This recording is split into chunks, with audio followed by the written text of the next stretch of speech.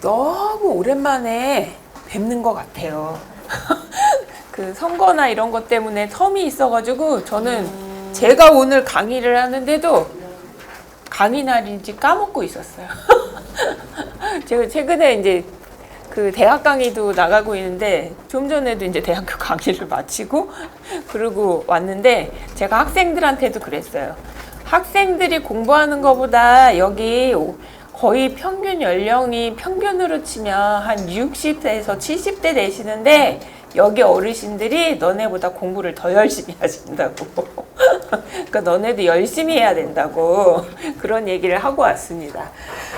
오늘 이제 강의 드리는 거는 저희가 이제 본격적으로 이제 그 우리 아파트를 어떻게 질 거고 우리 아파트 주변에 도로라든가 공원 같은 거 이런 거 어떻게 설치해서 나중에 좋은 동네 만들 건지에 대해서 설계를 세부적으로 좀 해가지고 저희 집 지을 때 허가 받는다는 얘기 많이 들으시죠?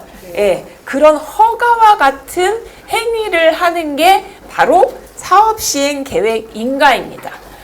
예, 그래서 오늘 요거에 대해서 설명을 드릴 건데 아마 이미 앞단에서도 강의를 들으시면서 이런저런 전문 용어들을 좀 들으셨을 건데 금방 또 저기 집에 가시면 까먹으시는데 지금 몇 달 만에 또 강의를 들으시거나 이럴 수 있어서 강의를 좀 더 이해하기 쉽게 좀 하려고 단어 같은 것도 조금 설명을 좀 드리면서 하고자 합니다. 그래서 오늘 수업하는 내용은 우선 정비사업이 너무 법 중에서도 좀 어려운 법이에요.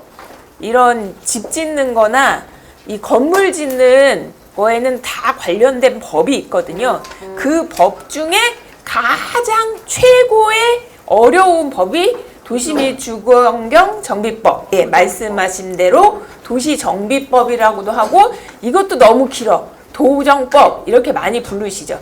거기에서 핵심적으로는 그래도 나 수업 좀 들었어 이렇게 하시려면 최소 여기서 말씀드리는 용어 정도는 착착 들으실 수 있고 또 누구한테 설명하실 수 있어야 아, 나 교육 잘 받고 수료증 받았어 하고 어깨 딱 피실 수 있는 그런 기초적인 단어를 조금 설명을 드리고요. 그 다음에 이제 본격적으로 오늘 본 수업의 내용인 사업시행계획 인가가 뭐냐? 도대체 너는 무엇이냐? 예, 거기서 무엇을 다루고 있고 이 인가라는 걸 받으려면 어떤 절차를 복잡하게 거쳐서 인가를 받게 되는지에 대한 거. 그 다음에 저희가 이제 조합도 그 일을 하고 있지만 저희가 이제 무수히 사업을 하면서 이런저런 전문가의 도움을 받아서 소위 이제 저희가 용역을 발주한다고 하시죠. 그런 전문가 집단들하고 같이 일을 하는 데 있어서 그들은 무슨 일을 하고 우리는 또 무슨 일을 해야 되는지 그 업무에 대한 얘기도 좀 소개를 해드리고요. 그 다음에 저희가 사업이 너무 길잖아요. 주변에 보시면 와, 내가 진짜 젊었을 때 주름이 하나라도 덜 했을 때 옆 동네 재개발한다 그러고 막 이랬는데 지금 막 아직도 막 철거를 하거나 막 공사를 막 하고 있거나 막 이래요. 그만큼 시간이 많이 걸리는데 이게 시간이 얼마나 걸리냐? 서울시에서 통계를 해서 갖고 있는 자료가 있는데요. 재개발은 최소 15년 이상. 그 다음에 재건축은 한 12년 이상. 요렇게 걸린대요. 근데 왜 재개발하고 재건축하고 다 비슷해 보이는데 왜 이렇게 기간 차이가 날까? 그러면 일단 딱 생각해 보시면 재건축은 어떤 데가 해요? 아파트를 하잖아요. 거기는 권리관계가 복잡할 게 없어요. 집주인 있고요. 아파트 평형이 뭐 누구는 5평, 10평, 뭐 25평 이런 게 아니잖아요. 뭐 한 15평 있으면 20평 있고 30평 있고 요렇게 타입이 조금 이렇게 균일하게 좀 섞여 있어요. 근데 지금 여기 이제 그 보통 재개발 한다고 하는 데는 주택만 해도 누구는 단독주택 갖고 계시죠? 또 누구는 빌라에 갖고 계신 분도 있죠? 누구는 또 아래는 상가 있고 위에는 주택 있는 그런 근생주택 갖고 계신 분도 있죠. 누구는 땅만 갖고 있는 분도 있죠. 여러 가지 종류의 집이 있는 거예요. 그러니까 그런 분들 입장에서는 내가 땅이 크고 건물이 작은 경우도 있고, 건물은 내가 조금 갖고 있는데 땅은 또 큰 경우가 있고, 아니면 뭐 빌라나 이런 경우에는 집의 평형 대비 대지 지분은 좀 작은 경우도 있고, 되게 다양한 유형이 있어서 각자 내 재산을 다 투자해서 사업을 하시는 거잖아요. 같이 동업하시는 거잖아요. 그러니까 각자의 계산기를 막 두드리시다 보면 이게 당연히 의사결정을 할 때마다도 되게 복잡하게 고민을 하셔야 되는 거예요. 그렇기 때문에 조금 더 시간이 걸릴 수밖에 없는 사업이 재개발이다. 예, 이렇게 좀 생각을 하시면 될 것 같습니다. 그래서 이렇게 다양한 유형의 주택, 건물, 또 평수도 여러 가지고 이러다 보니까 재개발이 꽤 오래 가는데, 재개발이 오래 가서 막 10년씩, 10년이 뭐겠어요? 15년 됐다 쳐요. 15년 정도에서 건물을 지어서 들어가는 정도면, 저희 얼마 전에 선거했잖아요. 선거를 지방자치단체 선거 했잖아요. 거기는 이제 청장님이나 이런 분들 임기가 어떻게 되시죠? 4년. 네, 4년이세요. 대통령은 임기가 몇 년이죠? 5년. 5년이잖아요. 그럼 우리는 대통령이 3번 바뀌고요. 그 다음에 자치단체장이 한 3-4번은 바뀌는 동안 사업을 주구장창 하고 계시는 거예요. 그러다 보면 요번에도 시장님 선거하고 막 어디 단체장 선거할 때 가장 노심초사하셨던 분들이 내가 이렇게 재개발, 재건축하고 있는데 혹시라도 막 정책이 어떻게 될까봐 되게 불안해 하시는 경험을 직접 지금 겪으셨을 거예요. 그래서 이런 제도 변화도 되게 많은 게 이런 재개발, 재건축 사업이고, 그 다음에 특히나 이 사업을 가면서 저희가 뚝딱하고 아파트를 지으면 그때 유행하는 아파트 평형, 요런 것들을 딱 맞게 설계를 해가지고 빨리 지어서 공급을 하면 딱 되는데, 저희가 사기가 너무 기니까 예전에는 30평형대가 유행이었대요. 그래서 30평으로 계획을 했어, 시작할 때. 그러고 났는데 뭐 대출 규제도 생기고 뭐도 생기고 막 바뀌었어요. 그리고 요즘은 1인 가구나 2인 가구가 많아지니까 집 평형이 작아지고 있는 추세인 거예요. 그리고 세대수는 늘어나는 추세고, 그래야지 잘 분양되니까 30평대 주력으로 설계를 해서 사업을 해 오시다가 바꾸는 거예요, 갑자기. 왜? 분양을 잘 해야 우리가 분담금을 조금이라도 좀 줄이면서 사업을 하다 보니까 막 바꿔요, 중간에 설계를. 그러면 사업 시행 계획인가라는 것도 설계를 변경하다 보니까 저걸 또 계속 변경을 하세요. 그래서 사업이 시작해서 끝날 때까지 정비계획 변경, 사업시행계획인가 변경, 관리처분 변경은 수도 없이 일어날 수밖에 없는 특징을 갖고 있습니다. 예, 그래서 제 수업 시간은 사업시행계획인가니까 그 인가와 더불어서 우리가 사업하면서 제도가 바뀌어서 우리한테 좀 유리한 게 생기거나, 아니면 그 주거시장의 트렌드에 맞춰서 설계를 바꾸거나 이럴 때 하는 사업시행계획인가 변경에 대해서 수업을 하도록 하겠습니다. 우선 용어의 이해입니다. 이게 제일 이제 개념이 말이 어려워요. 정비 기반 시설이래요. 정비 기반 시설이 저 어려운 용어로 저렇게 돼 있지만 여기 글씨에 이렇게 써 있잖아요. 안 돼. 도로, 상하수도, 국어, 공원, 공용주차장, 기타 등등등등등 이렇게 있습니다. 예, 이게 있는데 그냥 쉽게 보시면은 여기 도로가 있잖아요. 저희가 이런 도로들이 우리가 이제 아파트를 지면 바깥에 이렇게 막 큰 도로도 생기고 가운데 도로도 생기고 하잖아요. 그러면 이 도로를 파보면 이 안에 관들이 이렇게 막 있습니다. 그러면은 뭐냐, 주로 상수도, 하수도, 도시가스, 통신선로 막 이런 것들이 깔려 있는 거예요. 그거 예전에 저희 보시면 집에 막 지금도 아파트, 옛날 재건축하는 아파트는 바깥에 배관들이 막 빠져 있기도 한데, 예전에 저희 주택에도 보면은 그런 관들이 노출되어 있는 경우가 많았잖아요. 근데 집에 모양이 안 이쁘잖아요. 그리고 동파되거나 막 이럴 수도 있고. 그러니까 지금 어떻게 해요? 도로 있는 데다가 매립을 합니다. 그리고 저희 전봇대 있으니까 막 어때요? 막 이 집 저 집 뭐 전기 때문에 설치되는 건 괜찮은데 전봇대에다가 가는 선들이 또 있어요. 통신선. 저희 LGU 플러스, SK, 뭐 KT, 뭐 그다음에 저희 유선 방송 TV 채널 있잖아요.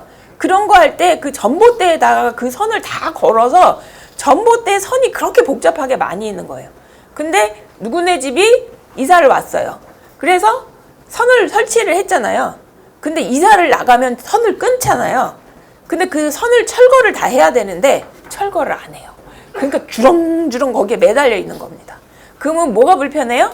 이사 갈 때 우리 동네에 이렇게 뭐 저기 사다리차 이런 거 2층 집이나 이런 데 사다리차 가야 되는데 막 거기에 걸릴 수 있는 거예요. 왜? 내 집 옆에 전봇대가 있으면 사다리차가 올라갈 때 걸리니까 그럼 위험하잖아요.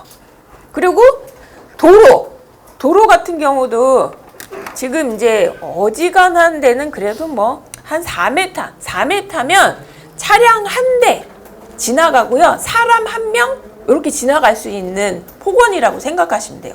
최소 차가 2대는 지나가려면 아주 못해도 저스트하게 딱 맞게 5m가 되거나 그러면 사람이 못 지나갑니다.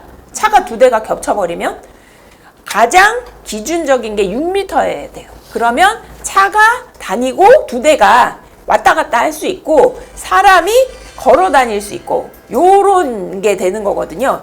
근데 6m 도로 안 되는데 은근히 많으실 거예요. 내 집 동네에 가보면 좀 이렇게 바깥쪽으로 나오면은 거기가 도로가 좀 넓어지지만 동네 길도 안쪽 골목으로 쭉 들어가면 내 집 앞에 차도 못 대는 경우도 많으시고요. 내 집에 차 못 대는 것뿐만이 아니라 우리 이제 쓰레기 버려야 되잖아요. 그럼 어떻게 해요? 저 안쪽 골목에 계신 분은 거기 쓰레기 집하는 차가 못 오니까 앞에도 못 놔요. 그거 갖고 좀 넓은 도로가로 또 갖다 놓으셔야 되죠. 아니면 요즘 그나마 조금 저기 구청이 돈이 있으면 어디 이렇게 개조한 거 있잖아요. 오토바이에다가 이렇게 리어카 같은 거 붙인 거 그런 거를 해도 이렇게 가서 끄집어내고 하긴 하는데 그런 것도 불편하죠. 그리고 제일 중요한 거 있어요. 여기 계신 분만 해도 어르신이 많으시잖아요. 갑자기 내가 아파요. 119를 불렀는데 구급차가 내 앞에 못 와요. 그럼 어떻게 해요? 자식이 업고 막 뛰고 막 난리가 나는 거예요. 그리고 갑자기 뭐 도둑이 들었어. 111을 부르는데 차가 못 들어와. 그럼 굉장히 위험한 상황이죠. 게다가 가장 시급한 거 불이 났어요. 소방차가 못 옵니다. 그러면 호수 들고 소방관이 뛰어들어가야 되는 거예요. 그러나 홀라당 다 타고 옆집 타고 뭐. 그래서 막 그 빌라 같은 데 불 나면 홀라당 다 전소되고 막 이러는 이유가 그런 지역들이 소방차가 진입할 수 없을 정도의 도로 여건이기 때문에 그런 거예요. 그래서 도로라는 거 하나만 봐도 그 지역이 얼마나 열악한지를 판단할 수가 있어요. 근데 아파트 보시면 아파트 안에는 원래 단지 안에 도로도 반듯하게 잘 돼 있고 주차가 좀 모자라서 그렇지 주차장도 있고 어린이 놀이터도 있고 경로당도 있고 단지 내 상가도 있고 있긴 있죠. 낡아서 그러지. 그래서 거기는 내 아파트 단지는 구색은 갖췄는데 너무 오래돼가지고 부시고 새로 짓는 거라서 재건축이고요. 재개발은 일단 우리가 구색을 기본적으로 생활 필수로 이런 것들이 있어야 되는데 이런 거를 구비를 못한 지역인 거예요. 그래서 아예 그냥 싹 밀고 새로 동네를 만들지 않으면 응급할 때 또 문제가 터졌을 때 대응이 안 되는 지역 이런 겁니다. 이 근처에만 해도 산 비탈 쪽으로 해서 그런 데 많잖아요. 예. 그래서 그런 데들은 별 수 없지만 재개발을 통해서 다시 동네를 만들어야 된다라는 거라서 이거를 재개발과 재건축을 판단하는 가장 중요한 첫 번째 요인이 정비 기반 시설이 좋냐 나쁘냐 이겁니다. 그래서 이거에 대한 거는 정확하게 조금 알고 계시는 게 좋다. 그리고 이제 어느 분 이제 제가 교육을 이제 많이 자치구에 다니거든요. 그러면은 어떤 분은 재개발하고 재건축을 구분하지 못하시는 경우도 많아요. 서대문구는 체계적으로 교육을 되게 많이 해가지고 이제 어지간한 분들을 다 잘하실 거예요. 예. 근데 어떤 동네들은 재개발을 모르는 지역도 많아요. 주로 아파트만 많이 지어진 동네는요, 재건축밖에 몰라요. 온리 사업이 재건축 하나밖에 없어요. 재개발을 몰라요. 근데 주로 이제 여기 서대문 쪽에는 재개발을 지금 한참 진행 중이고, 나중에 지어지고 나서 한 40년 이렇게 쓰시면 그때 이제 재건축을 하시겠죠. 그 재개발은 아까 말씀드렸지만 첫 번째로 이거를 구분하는 제일 중요한 요인이 뭐다? 아까 말씀드렸듯이 정비 기반 시설이 좋으냐 나쁘냐, 예, 요거를 보고 판단을 합니다. 그래서 여기서 법에서도 보시면 재개발 사업은 정비 기반 시설이 열악하고 아주 나쁘고 노후불량 건축, 건축물이 새 거면은 내가 부시고 재개발하는데 동의하면은 내 투자한 돈이 아깝잖아요. 그러니까 전체적으로는 동네가 다 노후해야 합니다. 그리고 이러한 지역에 새로 싹 밀고 좋은 아파트 단지 대부분 지으시죠. 그러면 주거 환경이 개선되죠. 그리고 또 하나는 상업 공업 지역 등입니다. 그러면 여기 홍제 다거리 여기 일대 있잖아요. 여기도 상업 지역이 있어요. 요런 데서는 주로 짓는 건물이 그냥 일반 우리 아파트 단지 같지 않고요. 주상복합 이런 거 짓잖아요. 예, 조금 좀 다르게 생겼죠. 예. 그런 데들 상업 지역이나 공업 지역 하면 그냥 딱 생각하시면 예전에 구로공단, 그다음에 영등포 물레동에 있는 그런 데 있었잖아요. 공장 많고 지금도 아직도 있긴 합니다. 근데 그렇게 공장 크게 있었던데 물레동에 막 한국 타이어 공장도 있고 뭐 그때 엄청났어요. 예전에 저도 학교 다닐 때. 거기들 지금 다 뭐 돼 있어요? 다 밀어버리고 아파트 졌어요. 주상복합. 예. 그 일때는 다 주상복합 엄청 졌습니다. 예. 그런 지역을 재개발을 합니다. 예. 근데 그거는 그냥 단순하게 딱 아파트 단지만 짓는 게 아니라 아파트하고 상가나 아니면 그 지역이 좀 교통 여건이 너무 좋아요. 그리고 사람들이 사무 공간들을 좀 많이 이용을 할 것 같다. 그러면 사무 공간이랑 같이 한꺼번에 짓는 거예요. 한쪽 동은 뭐 아파트를 짓고 한쪽 동은 그 업무시설, 오피스를 짓고 이렇게 아래는 두 개의 타워가 있는데 아래쪽에는 상가를 넣고, 네, 그런 식으로 이제 복합을 해서 짓는 스타일이 많습니다. 그래서 그런 것은 도시 기능의 회복 및 상권 활성화를 목적으로 한다고 해서 요 두 가지의 재개발 사업이 있는데, 요 재개발 사업에 여기 노후불량이 묻히면서 주거 환경을 개선을 한다 그러면 저희가 흔하게 알고 계신 주택 재개발입니다. 예. 그리고 상업공업 지역에서 하는 재개발은 도시정비형 재개발 사업. 옛날에는 도심 재개발이라고 했다가 한때는 도시환경정비 사업이라고 했다가 지금은 도시정비형 재개발 사업이라고 그래서 요 일대에도 일어나고 있죠. 예. 그리고 재건축 사업은 아까 말씀드렸죠. 정비 기반 시설은 양호해. 우리 아파트 단지에 있을 건 다 있어. 근데 우리 집이 낡았어. 집이 낡아서 요 낡은 아파트들이 밀집해 있어서 주거 환경을 개선하는 사업. 그러니까 아파트 다 다시 낡고 주차장도 부족하고 그다음에 주민들이 같이 쓰는 시설도 낡았으니 싹 다 부시고 새로 아파트 단지를 최신형으로 짓는다. 요렇게 이제 두 가지로 나눠서 볼 수 있습니다. 그리고 이거 이제 앞에 저희가 이제 재개발을 하려면 제가 지금 수업하는 게 좀 더 집을 짓는 구체적인 설계를 해서 허가 같은 거 받는 과정이라고 했잖아요. 저희 재개발 한다고 하면 처음으로 주민분들이 하시는 게 뭐예요? 지금 막 재개발 막 한다고 그러면 뭘 만들죠? 주민분들이. 예, 조합을 만드신다 그랬는데, 예, 그것도 맞는데 처음에 하는 거는 소위 가칭으로 해가지고 주민위원회 같은 거 뭐 이렇게 만드신 다음에 예, 가칭 추진위원회라고 이렇게 해서 만드십니다. 그분들이 처음으로 하는 게 뭐냐면 야 우리 재개발하자 이거잖아요. 재개발을 해야 되는데 누군가 좀 나서 주셔서 동의서도 좀 걷고 해야 되니까 재개발을 하자 이렇게 해서 가칭 추진위원회 같은 거 만드시고 그 다음에 재개발하자의 시작은 재개발을 얼마만큼 할 건데 우리 여기 도로 있는 데부터 저 산 끝까지 다 할 거야 아니면 여기 경계로에서 요만큼만 할 거야 범위를 어디까지 정할 거야 재개발하고 할 때 범위를 정해야 된단 말이에요. 그게 바로 정비구역이에요. 정비구역. 그래서 정비구역 지정 및 정비계획 결정이라고 하는 게 첫 번째 단추입니다. 예. 재개발을 얼마만큼 할 거냐. 예? 그래서 여기 보시면 여기 요 선 있죠. 검정색. 요게 바로 재개발을 하는 정비구역 선이에요. 이 안에서만 우리 주민들이 단합을 해서 재개발 사업을 할 거야. 해서 요 선만큼을 이렇게 정했고요. 그 다음에 이 안에 그럼 이거 대충 우리가 사업을 하려면 우리가 뭘 준비를 하고 우리 분담금 그래도 계략이라도 얼마나 사업비가 들어가고 뭐 이걸 좀 알아야 재개발을 하든지 말든지 의사결정들을 하실 거잖아요.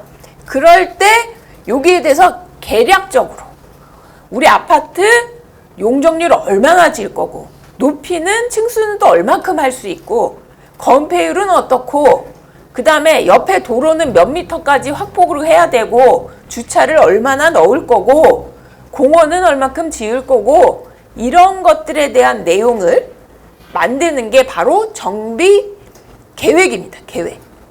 정비 계획. 그러면 여기서 정비구역, 정비구역 면적, 획지 면적, 정비 계획 이렇게 돼 있잖아요. 요게 바깥에 있는 게 정비구역 선입니다. 요 안에서만 주민분들이 모여서 사업을 하시는 거고 요 안에 검정색 안에 있는 전체 면적 있죠?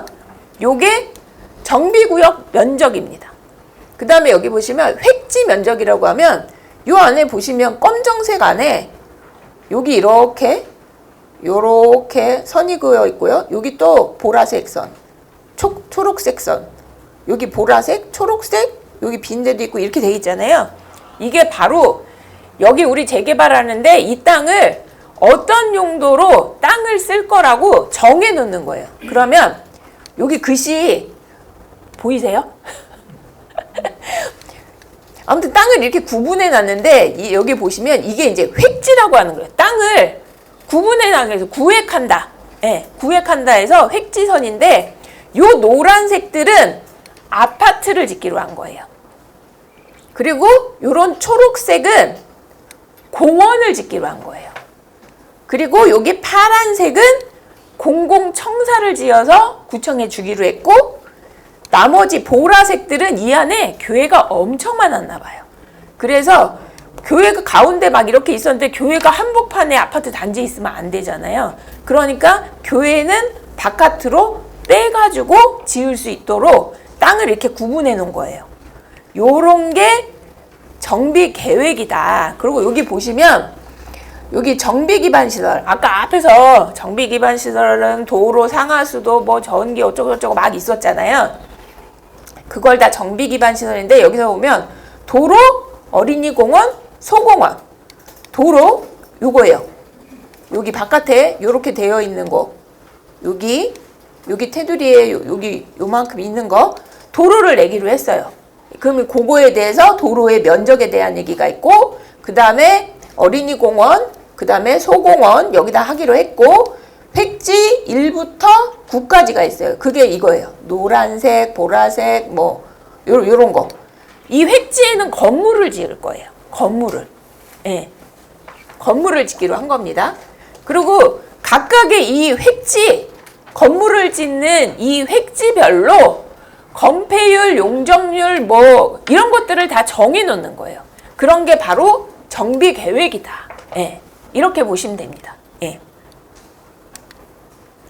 자, 저희가 맨날 이제 막 재개발, 재건축을 하든 뭘 하든 간에 맨날 주민분들이 요구하시는 게 있어요. 네. 용적률 높여주시고 높이를 높여주세요 라고 많이 하십니다.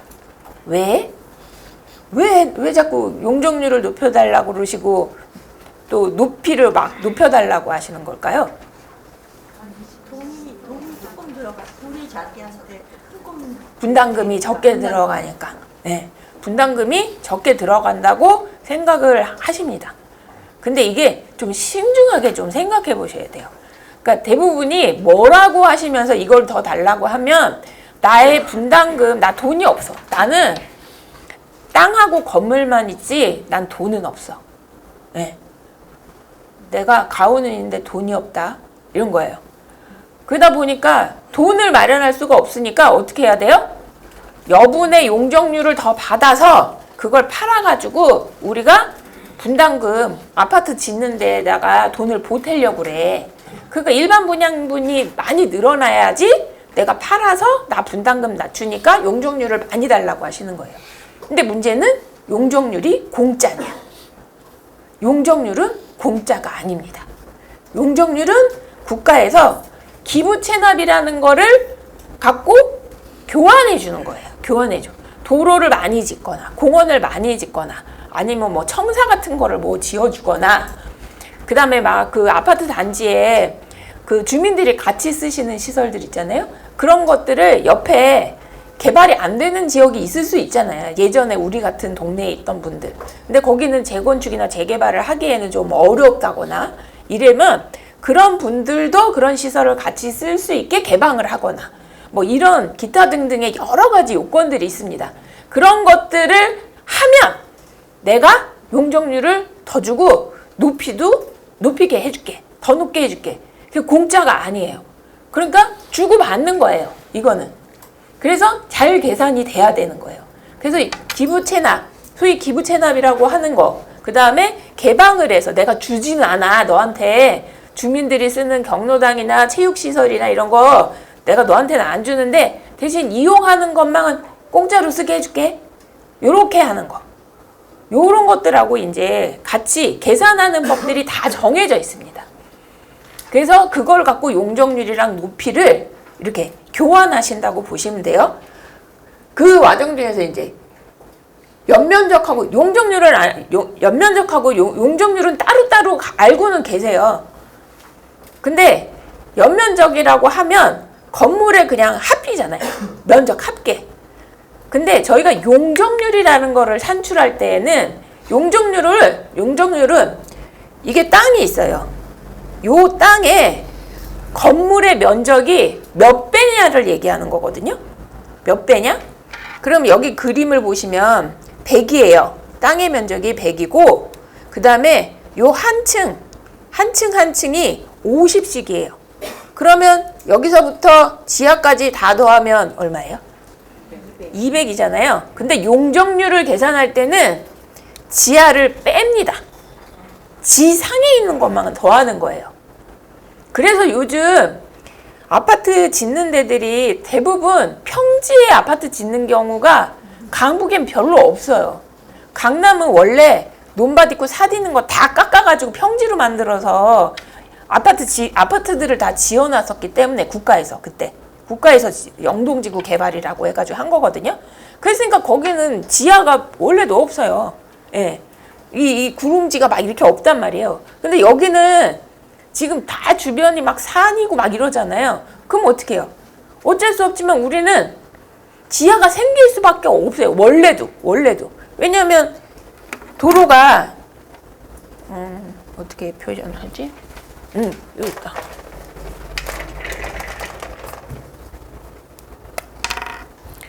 우리가 동네가 이렇게 해서 구름지라는 게 너무 좀 구름지라는 게 있어요. 그럼 우리가 예전에 집을 어떻게 짓겠어요? 여기 이렇게 있으면 여기 올라와서 집을 여기다 져요.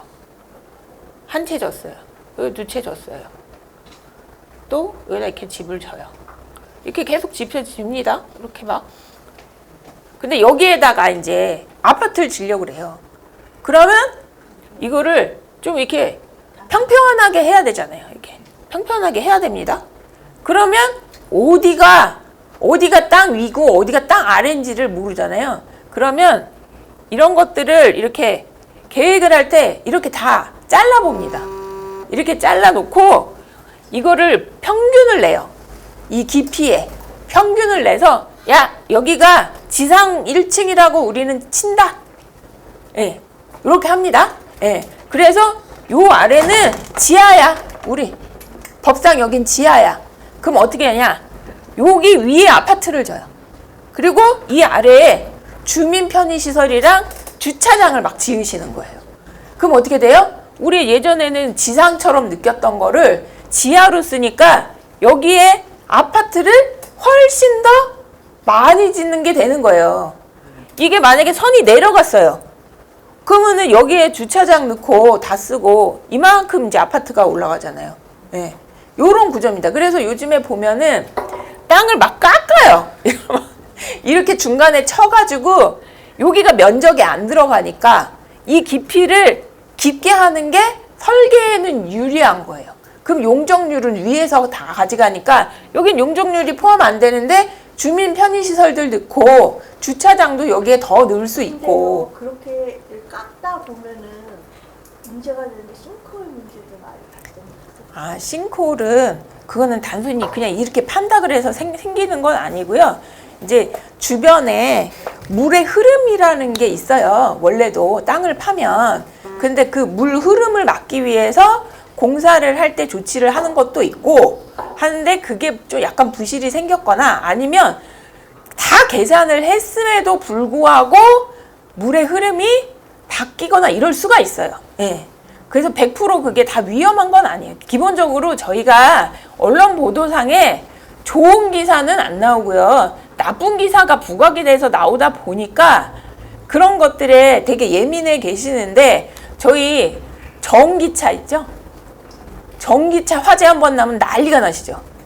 근데 저희 그냥 일반 자동차 있잖아요. 휘발유 넣고 그 가솔린 넣고 뭐 이런 그 경유 넣는 차들 그거는 차가 안 타는 줄 아시잖아요. 훨씬 걔네가 사고율이나 불에 타는 그 퍼센트가 높아요. 근데 전기차 하면 저희가 그냥 이게 끄는 게 어려운 거예요. 그 차를 수조에 넣지 않으면 이를 불을 끄기가 어려우니까 상대적으로 이슈화가 많이 되는 거지 지금 전기차가 문제는 아니에요. 그런 것처럼 느끼시는 거예요. 어디서 싱크홀 나왔다 그러면 그걸 막 기자들이 토픽 삼아서 막 이렇게 하니까 그거에 대한 불안감이 있으시지 어지간한 아파트들 싱크홀 났으면 대한민국은 아파트 공화국이다 하는 책이 있을 정도로 아파트가 많습니다. 그러면 싱크홀이 엄청 많이 나서 아파트 안 지어야죠. 그러면. 근데 짓고 있잖아요. 그거는 일부다. 일부. 예. 그렇게 생각하시면 될 것 같습니다. 예. 그래서 요즘은 설계 사무실에서 이런 것들을 좀 응용을 해가지고 최대한 주민분들이 지상의 연면적을 많이 쓰실 수 있도록 설계를 많이 하고 있습니다.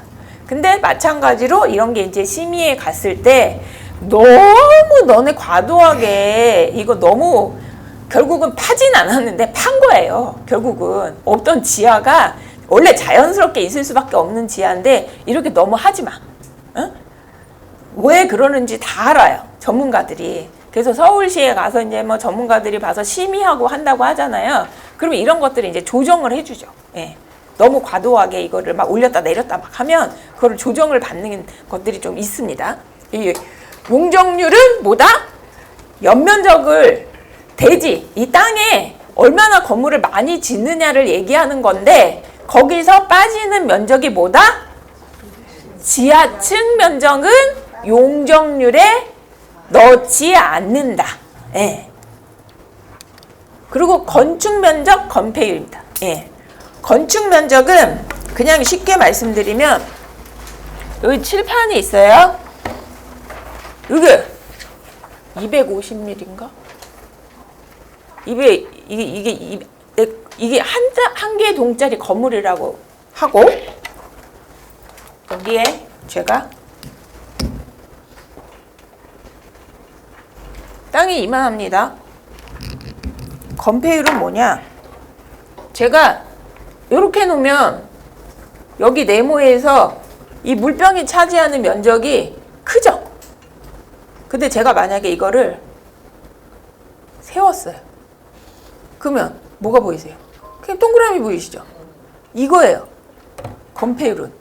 딱 봤는데 이 땅에서 내가 건물을 같은 용량이잖아요. 제가 같은 용량을 옆으로 뉘면 이 바닥에 많이 차지하고 요거를 내가 슬림하게 위로 지으면 이게 여백이 많이 남는다. 이게 건폐율이에요. 그리고 위에서 내려다 봤을 때 누가 이렇게 저를 이렇게 애타게 찾나 봐요. 요렇게 했을 때 요게 최종 바닥에 닿는 면적이잖아요. 요게 건축 면적. 요렇게 닿으면 요거 보이시는 게 건축 면적입니다. 그래서 이 땅에서 요게 얼마나 차지하고 있냐. 예. 이거를 말하는 거라고 생각하시면 아주 이해가 쉬우시죠. 네. 근데 이거를 법에서 보면 뭔 소리인지 1도 알 수가 없어요. 제가 이거를 막 법적인 용어를 갖고 막 설명을 드리는데 건폐율 3글자밖에 나는 모른다. 이렇게 되시는 거예요. 이해가 안 가니까. 이게 뭐 건축법에서 보면 뭐 수평 투영 면적에 어쩌고 대지 면적으로 한 다음에 뭘 나누고 더하고 막 뭐라고 막 써 있어요. 이게 훨씬 그냥 한 방에 훨씬 쉽겠다 해서 제가 이렇게 설명을 해드리고 있습니다.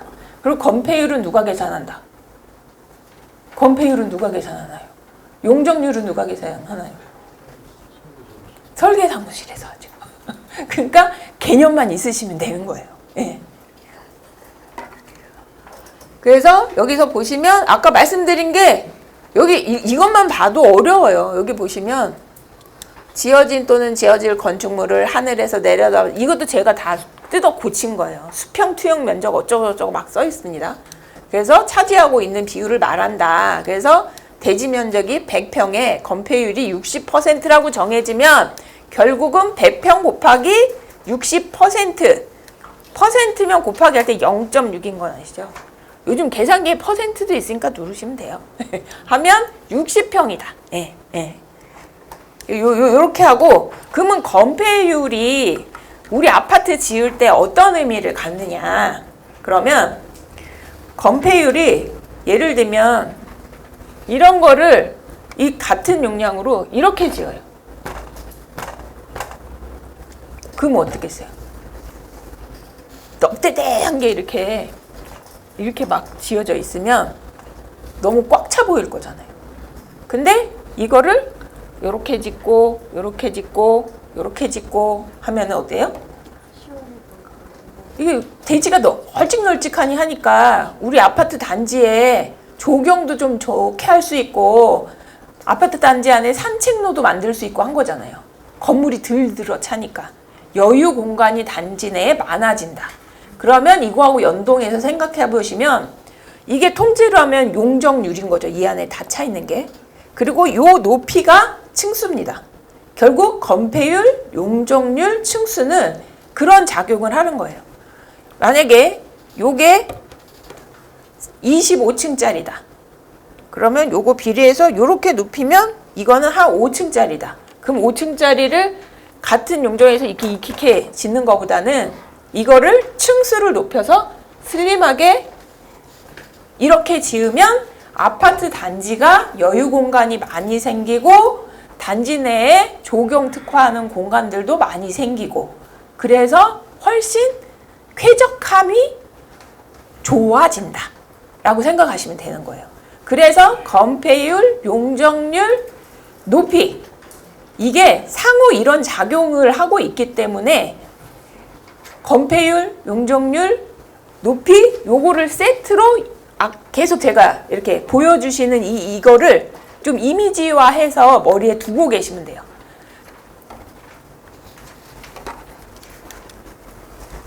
이게 이제 아까 있었던 아까 정비구역 그 다음에 획지 뭐 이런 거 말씀드렸잖아요. 거기에 건축을 안 친 겁니다. 이게 이제 정비계획 할 때는 이렇게 디테일하게 안 들어가요. 이렇게 세부적으로 안 하고 그냥 아파트 그냥 이렇게 바깥에 외곽선 정도 요렇게 하고 몇 층이다 뭐 이런 식으로만 하는데, 이제 우리가 아파트를 지으려고 사업시행계획 인가로 갈수록 이런 것 안에 세대당 평면 어떻게 할 거고 몇 평으로 몇 개를 붙여서 지을 건지 이런 것들을 이제 구체적으로 설계화를 해갑니다. 그래서 여기 보시면 여기 아까 획지로 돼 있던 거, 여기 아파트 단지, 그리고 여기 이제 공원 같은 거 있었던 거하고, 여기 종교시설은 빈 걸로 돼 있죠. 그 다음에 공공청사도 이제 그거는 청사, 저희가 대지도 내놓고 공공청사도 지어는 줄 건데, 공공청사는 우리가 맘대로 설계를 할 수가 없어요. 청사는 누가 쓸 거예요? 구청에서 쓸 거니까 구청이 이제 어떻게 지어달라고 요청을 할 때 하는 거고, 우리는 사업을 할 때 우리 아파트하고 우리 아파트로 들어갈 수 있는 도로 이런 것들만 우선 구체적으로 이렇게 막 그 설계들을 합니다.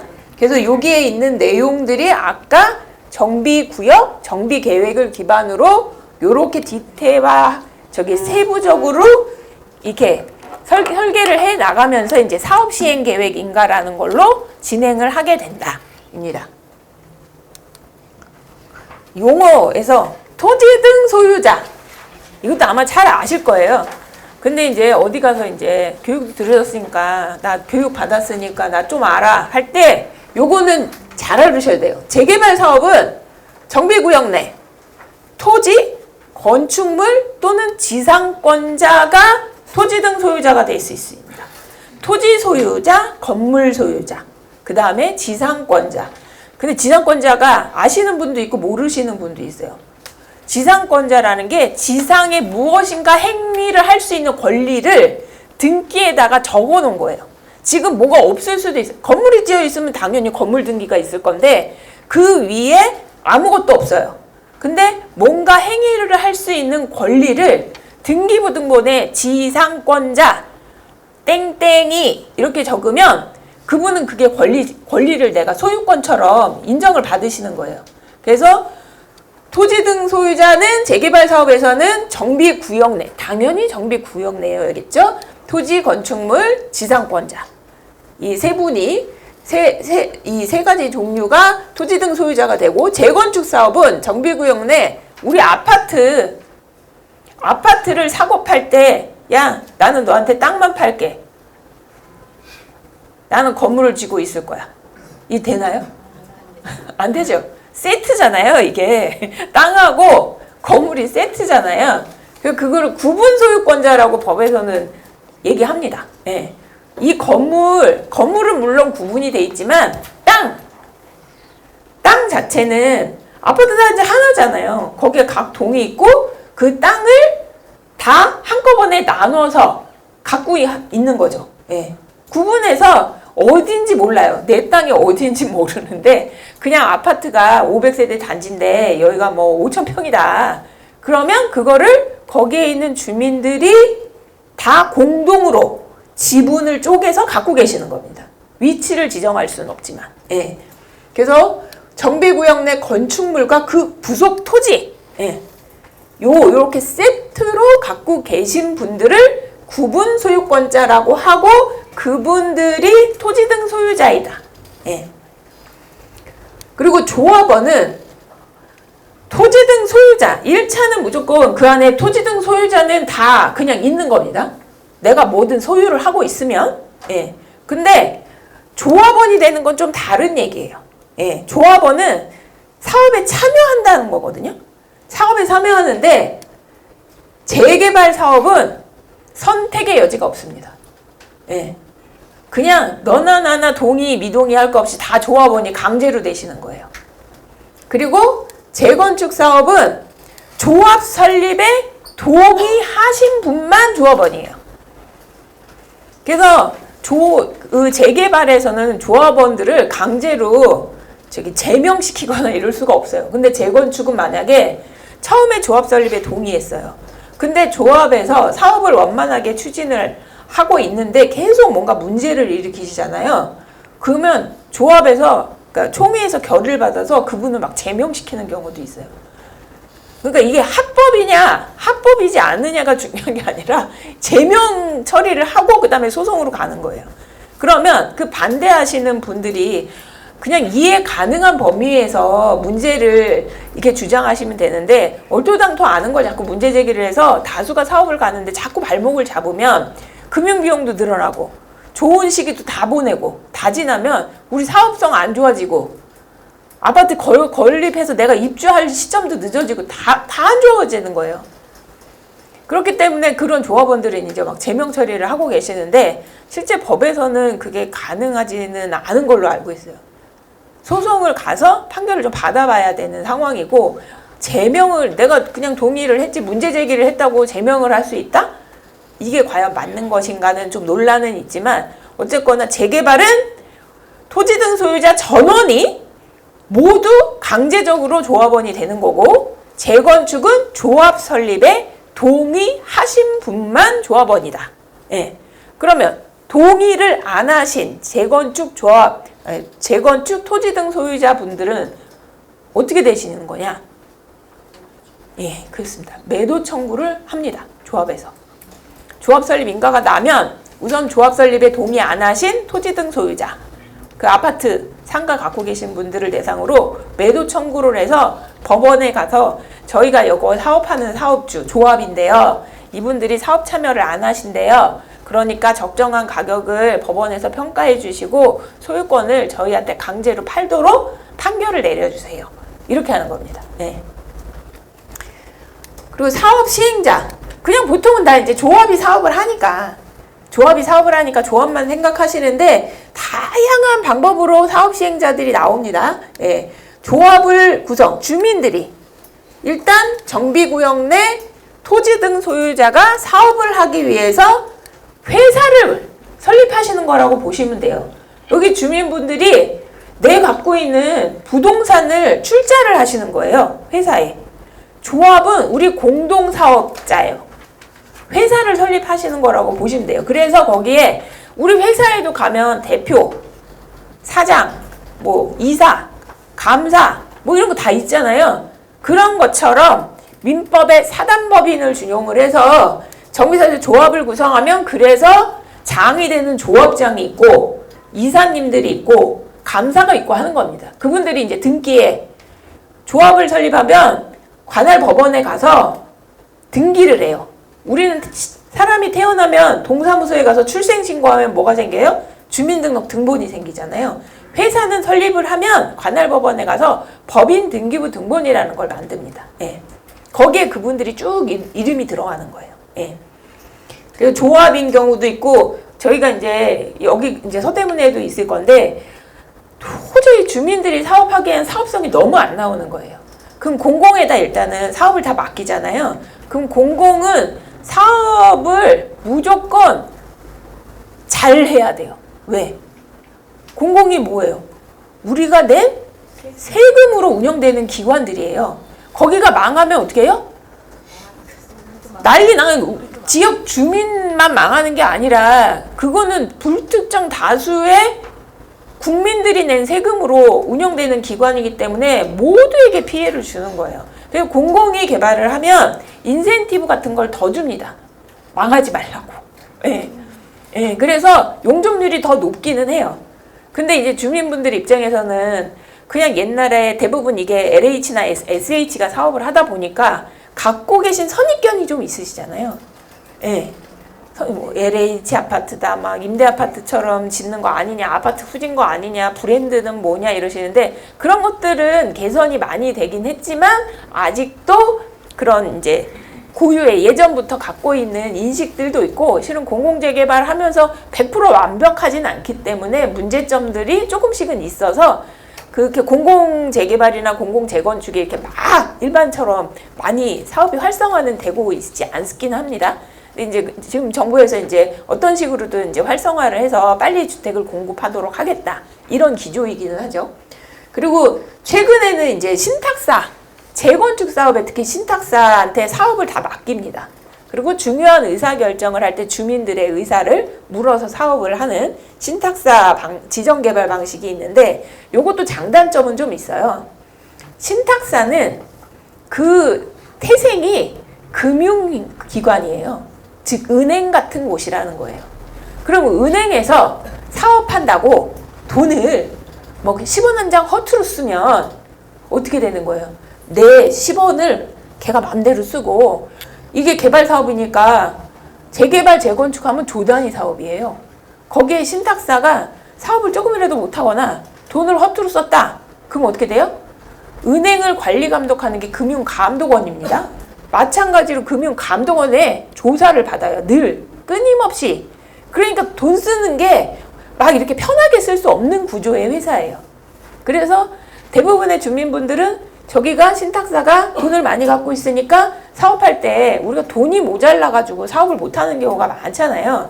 그러니까 막 사업이 빨리 갈 것 같은데 생각보다 그 결제를 받고 돈을 쓰는 게 생각보다 어렵다. 예. 그리고 전문가들이 있으니까 사업도 잘 갈 것 같다. 근데 전문가도 저희 그런 거 있잖아요. 저기 삼성전자 대기업이잖아요. 근데 삼성전자 매장이 많잖아요. 그 매장에 갔는데 그 직원이 친절해야지. 내가 물건 하나 사러 갔는데 그 직원이 저한테 잘 응대를 안 해주고 막 그러면 이미지가 좋아지나요? 그러면 다시는 내가 삼성 저기 세탁기를 사나 봐라. 이러고 등을 이제 돌리고 나오시는 거잖아요. 바로 그래가지고 LG로 가고 막 그러시잖아요. 그런 거예요. 신탁사 자체도 중요하지만 그 업무를 담당하는 사람이 선수여야 한다. 예. 근데 그 옥석을 가리는 게 실은 쉽지가 않죠. 왜? 겪어봐야 하니까.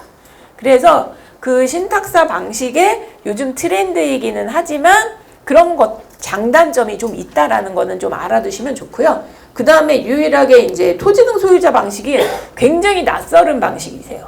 대부분 조합 방식으로 하시니까.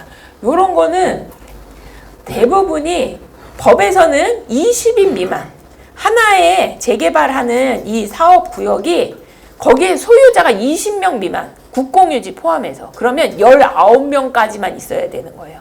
근데 그런 지역들이 대부분 어디냐?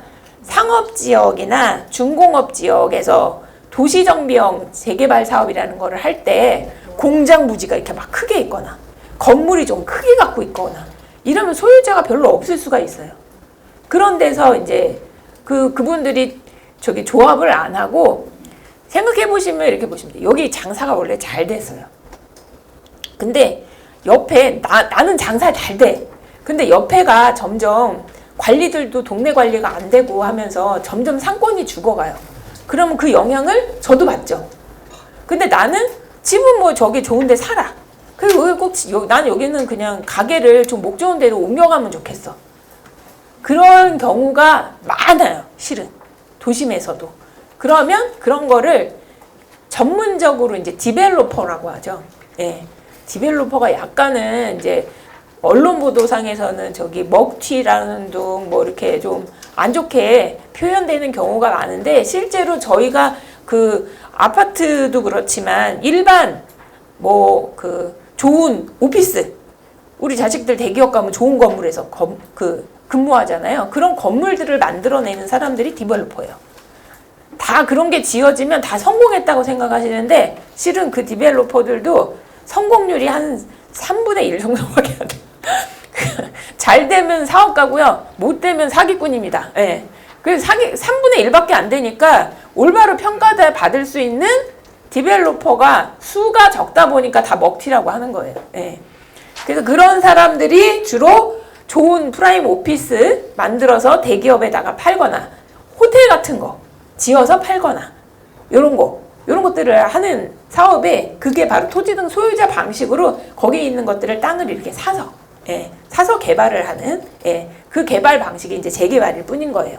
그렇게 이제 사업을 합니다. 그 다음에 정관등이라고 있는데 이게 조합에는 정관이 있고 그 다음에 토지등 소유자가 하는 거는 자치적으로 정한 규약이라고 하고 공공이나 신탁업자가 하는 경우에는 시행 규정이라고 하는데 이거는 우리가 사업을 할 때 사업 시행자가 되는 사람, 조합이나 조합원 또는 LH나 SH 신탁업자 하면은 그들과 내가 같이 사업을 진행할 때 규칙을 정하는 거예요. 법에 이제 쭉 있는 건 법은 지키면 되는 거고 그거 말고 법에 없는 거 우리 이제 학교에 가면 교칙이 있고 회사에 가면 사칙이 있고 하다못해 우리 동네에서 개 모임을 해도 우리가 뭔가 모임을 정하잖아요. 모임 날짜는 언제로 하고, 뭐 그다음에 우리가 회비를 거둘 때는 총무를 누구로 하고, 그다음에 뭐 밥값을 낼 때는 우리가 n분의 1로 내고, 회비를 모아서 언제 여행을 가고, 뭐 이런 것들을 소소하지만 어떤 규칙들을 정하시잖아요. 그게 여기 사업을 조 단위로 하고 주민분들이 뭐 500명부터 1000명도 되고 뭐 엄청나게 많은데, 그런 분들 사이에 법을 지키는 건 당연한 거고, 그런 어떤 지켜야 할 규칙들을 정하는 게 바로 정관입니다. 그래서 법에 있는 건 당연히 지키는 거고, 법에서 세세하게 정하지 않은 거는 이 정관, 규약, 규정 이런 데다가 내용을 담습니다. 그래서 그것들을 지켜서 서로 사업을 해나가시는 거라고 보시면 돼요. 자, 사업시행계획인가입니다. 드디어 용어만 지금 얼마를 했나? 자, 본격적으로 사업시행계획인가라는 게 뭐냐면 그냥 단어에 그대로 나와 있어요.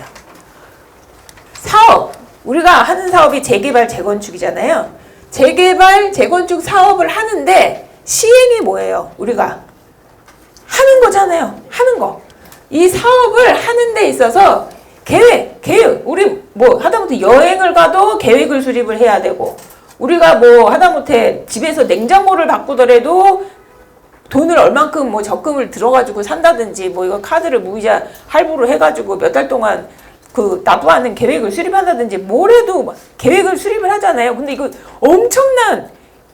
엄청 많은 주민분들이 공동으로 사업을 하니까 당연히 계획이 꼼꼼하게 다 수립이 돼야죠. 그런 계획을 수립을 해서 누군가한테 확인을 받는 작업입니다.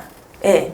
이 인가라고 하는 게 결국 구청장한테 법을 잘 지켜서 설계도 잘 했고, 주민들이 이 계획 안에 동의를 했고, 그 다음에 사업비는 어느 정도 맞게 좀 그 계산도 했고, 이런저러한 사업 계획에 대한 거를 구청장님한테 드리면 거기서 관련 부서에다가 꼼꼼히 내용을 보내서 확인을 다 받은 다음에 큰 문제가 없는 것 같습니다 라고 다음 단계로 넘어가시면 됩니다 하고 인가를 내주시는 겁니다. 예. 그래서 여기서 보시면 정비사업을 하고자 하는 사업 시행자가, 그러면 당연히 조합원들이 다 하는 게 아니라 조합원을 대표해가지고 조합에서 이 사업 시행자가 되니까 이 조합에서 이 일을 하는데, 사업 계획을 수립한 다음에 어디로 가요? 관할 구청한테 가서 인가를 받는 거다. 그리고 요 인가를 받으면 구청에서 자, 인가가 처리됐습니다 하고 조합으로 잘 처리됐어요 하고 공문이랑 뭘 주세요. 서류를. 그럼 그 공문을 받았으니까 야, 우리 이제 사업시행 인가 왔으니까 막 관리 처분도 하고 막 하자. 이게 아니라 인가를 내면 반드시 고시라는 거를 구청에서 내도록 돼 있어요. 여기는 이제 서대문이니까 서대문 구청 그 사이트, 인터넷 사이트 들어가 보신 적 있으세요? 구청 사이트에 거기 가서 이게 뭐지? 이거 돋보기 같은 거 모양 있는 거에서 그게 찾는 기능인데, 거기에서 구보, 고시 뭐 이렇게 치면 그 관련된 그 코너로 갑니다. 거기서 우리 사업장 있잖아요. 땡땡땡 재개발. 그거를 치면 요 인가가 처리가 됐다고 알려준 거를 널리, 왜냐면 이걸 일일이 한 1000몇백 명 되는 분한테 다 일일이 알려줄 수 없으니까 그 사업 시행자한테는 공문하고 기타 서류를 보내고 많은 주민분들이 확인을 하시라고 고시라는 거를 인터넷 사이트에다가 올려주시는 거예요. 예. 그리고 고시는 정확하게 구보라는 데에다가 내줘요. 그게 예전에는 이렇게 책자처럼 돼 있었는데요. 그게 이제 워낙에 우리 이제 인터넷으로 많이 하시니까 사이트에 들어가면 그 구보라는 코너에 가면은 거기에 이제 각종 고시들이 다 뜹니다. 옆에 지구가 재개발하고 있다면 거기 것도 확인할 수 있어요. 다 뜹니다. 예. 그래서 인가를 받았다고 내가 통지를 받아도 이 고시가 안 났다. 그러면 처리가 완벽하게 안 된 거예요. 보통은 한 일주일 정도 차이는 납니다. 왜냐하면 고시를 사업장별로 내주는 건 아니고요. 그러니까 사업장별로 통지는 해주는데 구보를 내는 거는 책자처럼 인터넷에 올리는 거라 일주일에 거의 한 번이나 많은 데가 2번 이렇게 내주거든요. 그리고 지정된 거의 요일이 있어요. 그래서 그 다음 주 요일에 이렇게 보통 납니다. 예. 그래서 요게 딱 나야지 다음 절차로 넘어갈 수 있어요. 그리고 정비 사업을 위해 수립하는 사업 시행 계획은 다 법에 정해져 있어요. 무슨 서류를 만들어라. 예. 그게 법, 시행령, 시행규칙, 서울시 조례 어떤 내용을 수립을 해라. 어떤 서류를 만들어라 하는데 그 내용들이 뭐냐 하면 우선 토지 이용 계획. 아까 보셨죠? 이렇게 정비구역이 있고 여기는 획지 1, 2, 3 어쩌고 돼 있고 여기는 종교시설부지 여기는 청사부지 여기는 뭐 공원부지 이렇게 색깔별로 나눠져 있잖아요. 그런 토지 이용 계획이 있고 그 각 토지별로 아파트 지을 획지에는 아파트 짓는 건축물 설계 계획, 공원을 짓는 데는 공원의 나무를 어떤 수종으로 몇 개를 심고 뭐 파고라를 만들고 벤치도 만들고 이런 거 그런 설계들을 한 거 내용을 씁니다. 그리고 거기에 더불어서 여기에 있는 세입자들 어떻게 내보낼 거냐. 근데 이거 세입자 이주 대책도 재개발은 그냥 의무적으로 사업 시행자가 이주를 돕도록 돼 있어요. 그게 보통 이제 이주보상비 이렇게 하잖아요. 상가 세입자들도 보상비 받고 나간다 그러고 뭐 이런 거. 그런 것들이 법에 정해져 있어요. 재건축은 그냥 집주인이 알아서 내보내면 돼요. 내가 보증금 빼주고 이렇게 하면 되거든요. 근데 대신 다 조합에서 대행을 해줄 뿐인 거예요. 재건축 조합은. 근데 요 재개발도 조합에서 하기는 하지만 실제적으로 그 보상비 자체도 법에서 얼만큼이라고 정해져 있어요. 예, 감정평가를 하거나 아니면 가구 한 집에 한 명이 사는 경우도 있고 2명이 사는 경우도 있고 뭐 4명이 사는 경우도 있고 이러잖아요. 그러면 그 한 가구에 몇 명이 사는지 그 시점에 통계청의 자료가 있습니다. 거기에서 나오는 금액이 있어요. 이주보상비라고. 그거 하고 진짜로 이사를 가야 되니까 이사 비용 들잖아요. 물건 옮기는 이사비. 그것도 몇 평형 정도면 얼마 이렇게 정해져 있어요. 그래서 주거 세입자 같은 경우에는 고 이주보상비. 세입자는 내가 재개발을 하려고 하는 게 아니잖아요. 집주인이 원해서 하는 거니까 그것 때문에 제가 불가피하게 이사를 가니까 위로금 같은 거라고 보시면 돼요. 그래서 그 이주보상비 주고 이사비 챙겨서 내보냅니다. 그 다음에 영업하시는 분들은 영업에 대해서 그동안 영업을 얼마나 잘 하셨나요? 그 서류를 그 영업하시는 분이 내셔야 돼요. 감정평가사한테. 근데 그거를 내면 약간 그런 거 있을 수 있잖아요. 다 카드 거래 아니고 현금으로 이렇게 받은 거는 세금을 성실히 이렇게 조금 신고 안 하고 막 이러실 수도 있는데 그거 하면은 무슨 탈세가 돼가지고 이렇게 철커덩 하시는 줄 알고 자료를 안 내세요. 그거 전혀 상관이 없어요. 전혀 상관이 없어서 그냥 감정평가사한테 최대한 내가 월 얼마씩을 벌고 있었다라고 입증을 하면 돼요. 그러면 그걸 갖고 대충 이 사람이 불가피하지만 장소로 옮겨서 영업을 할 때까지 보통 법에 4개월치 뭐 이런 식으로 정해져 있어요.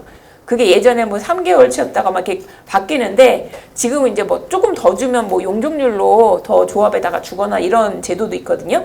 그래서 그 시점에 이제 보상의 기준에 맞춰서 그거를 조합에서 주면 됩니다. 그러니까 다 공통 경비인 거예요. 그러면 이제 조합원들이 그 얘기를 하시죠. 야, 나는 세입자가 없었는데 난 돈 안 줘도 될 것을 우리가 공통으로 하니까 내가 손해보잖아.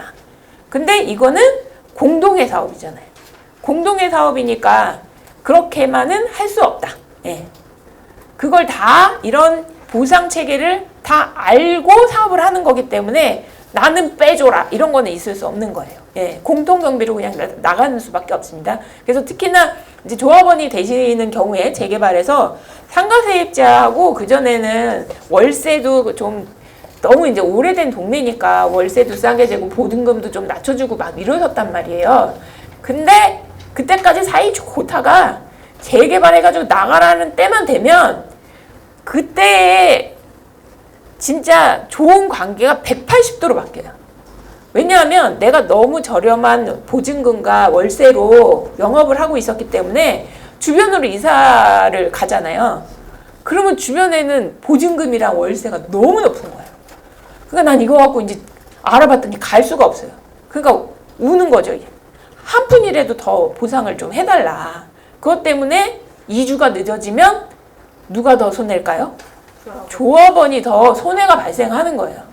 그래서 공동으로 다 익스큐즈를 어느 정도 해서 좀 비용을 더 주더라도 내보내는 게 훨씬 이득인 거예요. 예. 근데 그거 갖고 그 시점 가면 난리가 나요. 아무튼 왼수가 돼서 막 너희가 그럴 줄 몰랐다는 둥, 내가 지금까지 봐준 게 얼만데 뭐 하면서 엄청나십니다. 예. 그래서 그런 일이 생겼을 때는 그래도 그분들이 빨리 나가야 내가 빨리 사업을 해서 금융비가 그분들 보상 조금 더 주고 하시는 게 금융비가 더 싸요. 조단위 사업이라고 말씀드렸잖아요. 그냥 아무것도 안 하고요. 누워서 주무실 때 숨만 쉬어도 돈이 철컥철컥 하고 이제 늘어나는 겁니다. 예. 그러니까 그걸로 치면 엄청나게 그게 저렴하다고 생각하셔야 돼요. 그리고 빨리 내보내는 거. 예. 근데 또 그때 가면 또 조합원 분들도 그러세요. 나 아직 이사할 집을 못 구했다고. 그런 것도 있으니까 이사 나가는 게 버티는 게 능사가 아니에요. 왜냐하면 버텨본들 사람들은 계속 이주를 나가고 있고 그러면 주변에 집이 없어지고 당연히 가격이 올라갈 수밖에 없잖아요. 그러니까 적정 시기에 잘 나가야 되는 거예요. 실은. 적정에 내가 부담할 수 있는 뭐 보통은 전세 이런 거 있다가 들어오실 거니까. 예.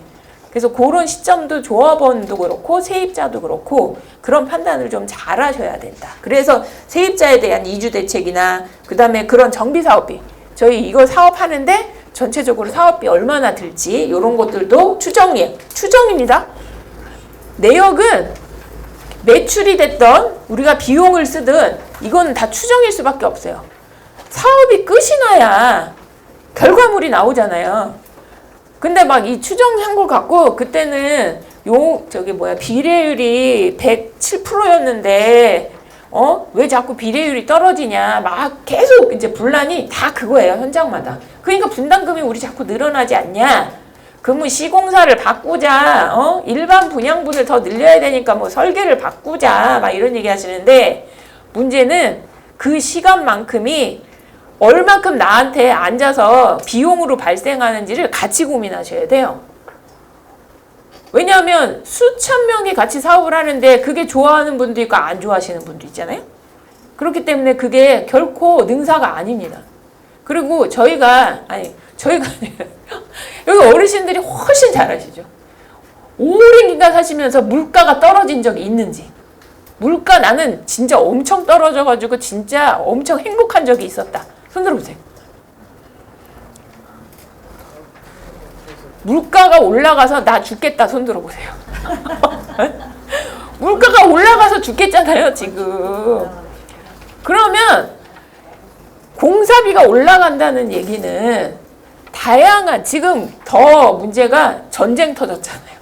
저희가 처음에 코로나 때 공사 현장에서 일하시는 분들이 외국 근로자예요. 저희 아들, 딸들이 거기 공사 현장에 가서 노가다 하는 거 좋아하지 않으시잖아요. 그러니까 다 중국 근로자, 동남아 쪽에서 오신 근로자들이 했었어요. 그래서 좀 능력자가 돼가고 있던 텀에 코로나가 터졌어요. 그리고 한국에 거주할 수가 없었어요. 다 본국으로 갔어요. 기술자들이 다 빠져나간 거예요, 실제는. 그러고 난 다음에 코로나가 저희가 한 2년 갔죠. 근데 중국 같은 데는 그때 건설붐이 확 일어났어요. 그래서 그분들이 몸값이 높아지니까 한국에 안 와요. 그러니까 그 대체 인력들이 더 수준이 낮은 저기 동남아에서 막 이제 옵니다. 그러면은 저희 지금 부실 시공 얘기 나오죠? 그 중에 하나가 그거예요. 대화가 안 돼요. 대화가 안 되니까 공사 지시를 해도 통역관이 다 붙어 다닐 수가 없잖아요. 눈짓, 발짓 이렇게 해가지고 하는 거예요. 그러니까 시공의 퀄리티가 떨어질 수밖에 없어요. 그 퀄리티를 높이는 방법은 뭐냐? 결국은 한국 사람을 써야 되는 거예요. 그러면 중요한 그 감독하고 이러는 사람들을 비싼 돈을 주고 한국 사람을 써요. 인건비가 올라가죠. 자재도 지금 코로나 때 수입할 때 중국이 철강을 엄청 잡아삼켰어요. 그 사이에 저희 나라 철강은 단가, 고퀄리티의 고단가였다고요. 근데 중국이 건설붐 일어났다가 주저앉았어요. 자기네가 철근이 남아도니까 철강이 남아도니까 덤핑을 막 던졌어요. 그래서 우리나라도 거기서 갖다 써요. 한국에 있는 제철소가 안 돼요. 그러니까 상대적으로 저기는 약간 질이 좀 떨어지는 거예요. 그래서 공사비 맞추려면 돼요. 좀 더 싼 거 써야죠. 그런 자재들을 갖다 쓰는 거예요. 그러면서 지금 전쟁이 우크라이나 났죠. 그러면서 또 어려워졌어요. 지금 또 이란하고 미국하고 전쟁 났죠. 그것 때문에 또 원유, 그거와 파생되어 있는 저희 이런 샤시 창호 있죠. 이게 다 관련이에요. 뭐 벽지, 이런 플라스틱 모든 게 다. 그러니까 올라갈 수밖에 없어요. 이런 것들이 공사비를 계속 상승시키는 요인이라서 상승될 것밖에 없어요. 앞으로도. 인건비가 떨어지겠습니까? 아니면은 생산하는 게 이게 뭐 전쟁이 뭐 여기저기 다발적으로 유행될 것 같아요. 이러다가. 그래서 저희 사업을 하시는 조합 입장에서는 조절할 수 있는 게 저는 한 가지밖에 없다고 생각이 들어요. 우리 안 싸우고 빨리 나가자. 네. 그럼 이자비는 줄이잖아요. 공사비를 줄일 수 있겠어요? 대신 가서 노가다를 껴가지고 할 수 있겠어요? 없어요. 그냥 사업을 빨리 하시는 것밖에 없어요. 실은. 진짜 조합 집행부가 중죄를 져가지고 진짜 어디 척헉척헉 할 거 아니면 진짜 어지간하면 사업을 빨리 하셔야 됩니다. 네. 그래서 요런 것들 할 때 추정 내역이라고 하는 거를 말씀드리는 거는 사업이 끝날 때가 돼야 확정되는 내역이고 그걸로 인해서 최종 정산이 이루어지기 때문에 중간에 이게 계속 널뛰기 하듯이 하더라도 정상적이라는 거예요. 그리고 이걸 아셔야 돼요. 시공사 선정을 하잖아요. 선정할 때는 주민들이 알 수 있는 건 단가 갖고 자꾸 견주어두잖아요. 브랜드하고 단가. 그때는 단가가 당선 채택되고 싶어가지고 그 시점에는 막 이렇게 좀 싸게 배팅을 합니다. 그러고 난 다음에 조금씩 올리는 수밖에 없어요. 자기네도 마이너스를 할 수는 없으니까. 그런 특징도 좀 아셔야 돼요. 예. 그래서 이런 것들을 준비해서 구청에다가 내면 사업시행계획 인가라는 게 난다. 그러면 이건 절차가 어떻게 되냐. 재개발하고 재건축이 사업 절차는 이게 전체예요. 처음부터 끝까지 하는데 여기서 위에는 재개발이고 아래는 재건축입니다. 틀린 거 찾아보세요. 틀린 거. 수용 진행하고 매력. 오, 딩동댕. 네, 하나 나왔습니다. 또 있습니다.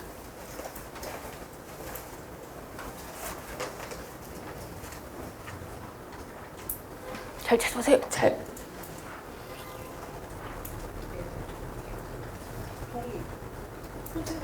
네, 여기 동의. 요 동의도 다르고요. 그 다음에 여기는 신속통합 기획 완료 후 정비구역 지정.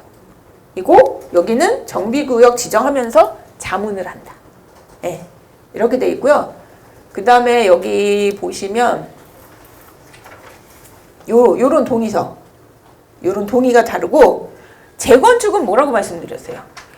정비 기반 시설은 괜찮은데 내 아파트가 너무 낡아가지고 새로 짓자고 하는 거였잖아요. 근데 너무 낡았다의 기준이 나도 달라 너도 달라 다 달라요. 생각이. 나 얼마 전에 1억 5천 주고 나 안에 다 인테리어 다 했어. 그러면은 재건축 하고 싶겠어요 이분? 1억 5천을 투자했는데? 근데 누구는 돈이 없어가지고 간신히 뭐 싱크대 볼 이거 뭐 이런 거나 좀 고치고 뭐 딱히 변기나 고치고 뭐 이러고 사신 분도 있을 수 있잖아요. 최소화해서 그런 분들은 얼른 재건축하고 싶잖아요. 그 낡음의 정도가 각각 기준이 다르신 거예요. 그래서 법에서 예전에 안전진단이라고 많이 들으셨을 거예요. 이게 법에서 재건축 진단으로 바뀌어 있습니다. 근데 예전에는 이 안전진단이라고 할 때는 무조건 정비구역 지정 요거 가기도 전에 우선 네 아파트가 얼마나 낡았는지를 입증해봐.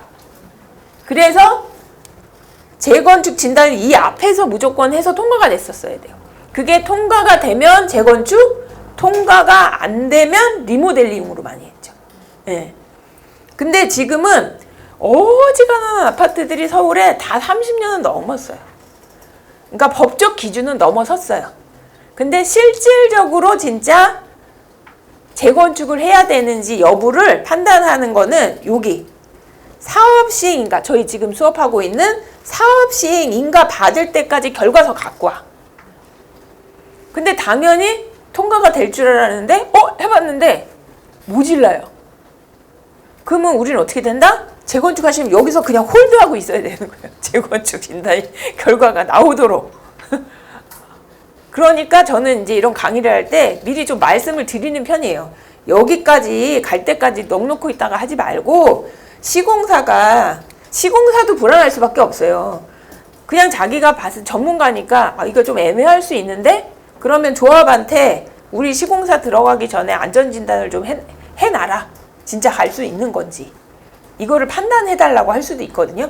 그러니까 일단은 요때까지 미뤄둘 게 아니라 요 전에 요거는 이제 뭐 몇억 이렇게 드는데 일단 걷어서 하면 시공사 선정되면 그거 이제 다시 대여 받아가지고 메꿀 수 있으니까 그렇게 해서 빨리 해놓는 게 좋지 않을까.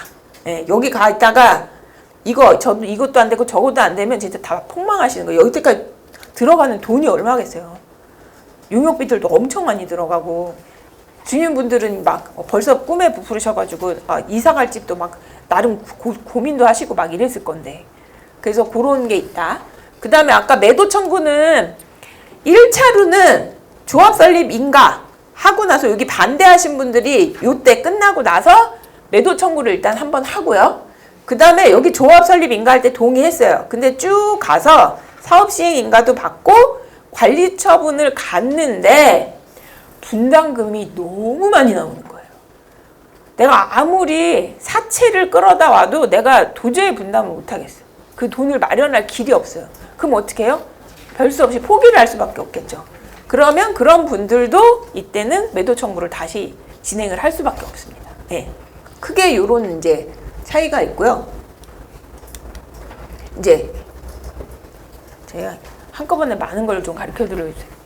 지금 최근에 보면 재개발하고 저기 모아타운하고 이런 걸 많이 혼돈스러워 하시더라고요.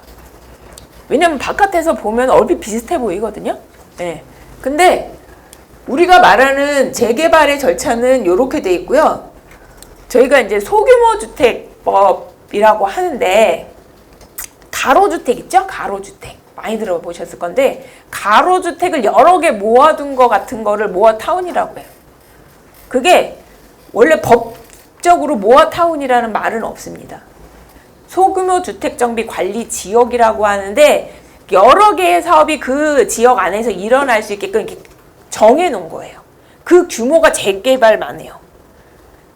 그래서 그 안에서 여러 개의 조합이 동시에 사업을 하면 이런 재개발 같은 효과가 있는데 절차가 좀 짧다 보니까 재개발보다 속도가 높아요. 근데 저 안에는 조합이 5개가 있을 수도 있고 3개가 있을 수도 있고 이럽니다. 그럼 조합 하나만 갖고도 의견을 일치하기 쉽지 않은데 각기 다른 조합이 한마음으로 사업을 해서 처음부터 끝을 동시에 다 할 수 있다. 이게 좀 쉽지가 않죠. 예. 그래서 최근에 이제 모아타운이 많이 지정은 됐는데 사업이 좀 가는 게 조금 쉽지 않은 상황이 됐어요. 예. 주민분들이 시범 사업을 보시고 우리도 재개발처럼 이렇게 크게 할 수 있겠구나. 근데 절차는 이렇게 간단하대. 그게 당연히 저걸 하시고 싶죠. 근데 거기는 이미 가로주택 사업을 하려고 주민분들이 5군데가 한 동네에서 동시에 일어나고 있었어요. 거기가 이제 모아타운으로 지정을 받은 터라 약간 착시가 있었던 거죠. 제가 말을 너무 많이 했네. 말 듣게 하라고 제가 알람을 맞춰놨는데.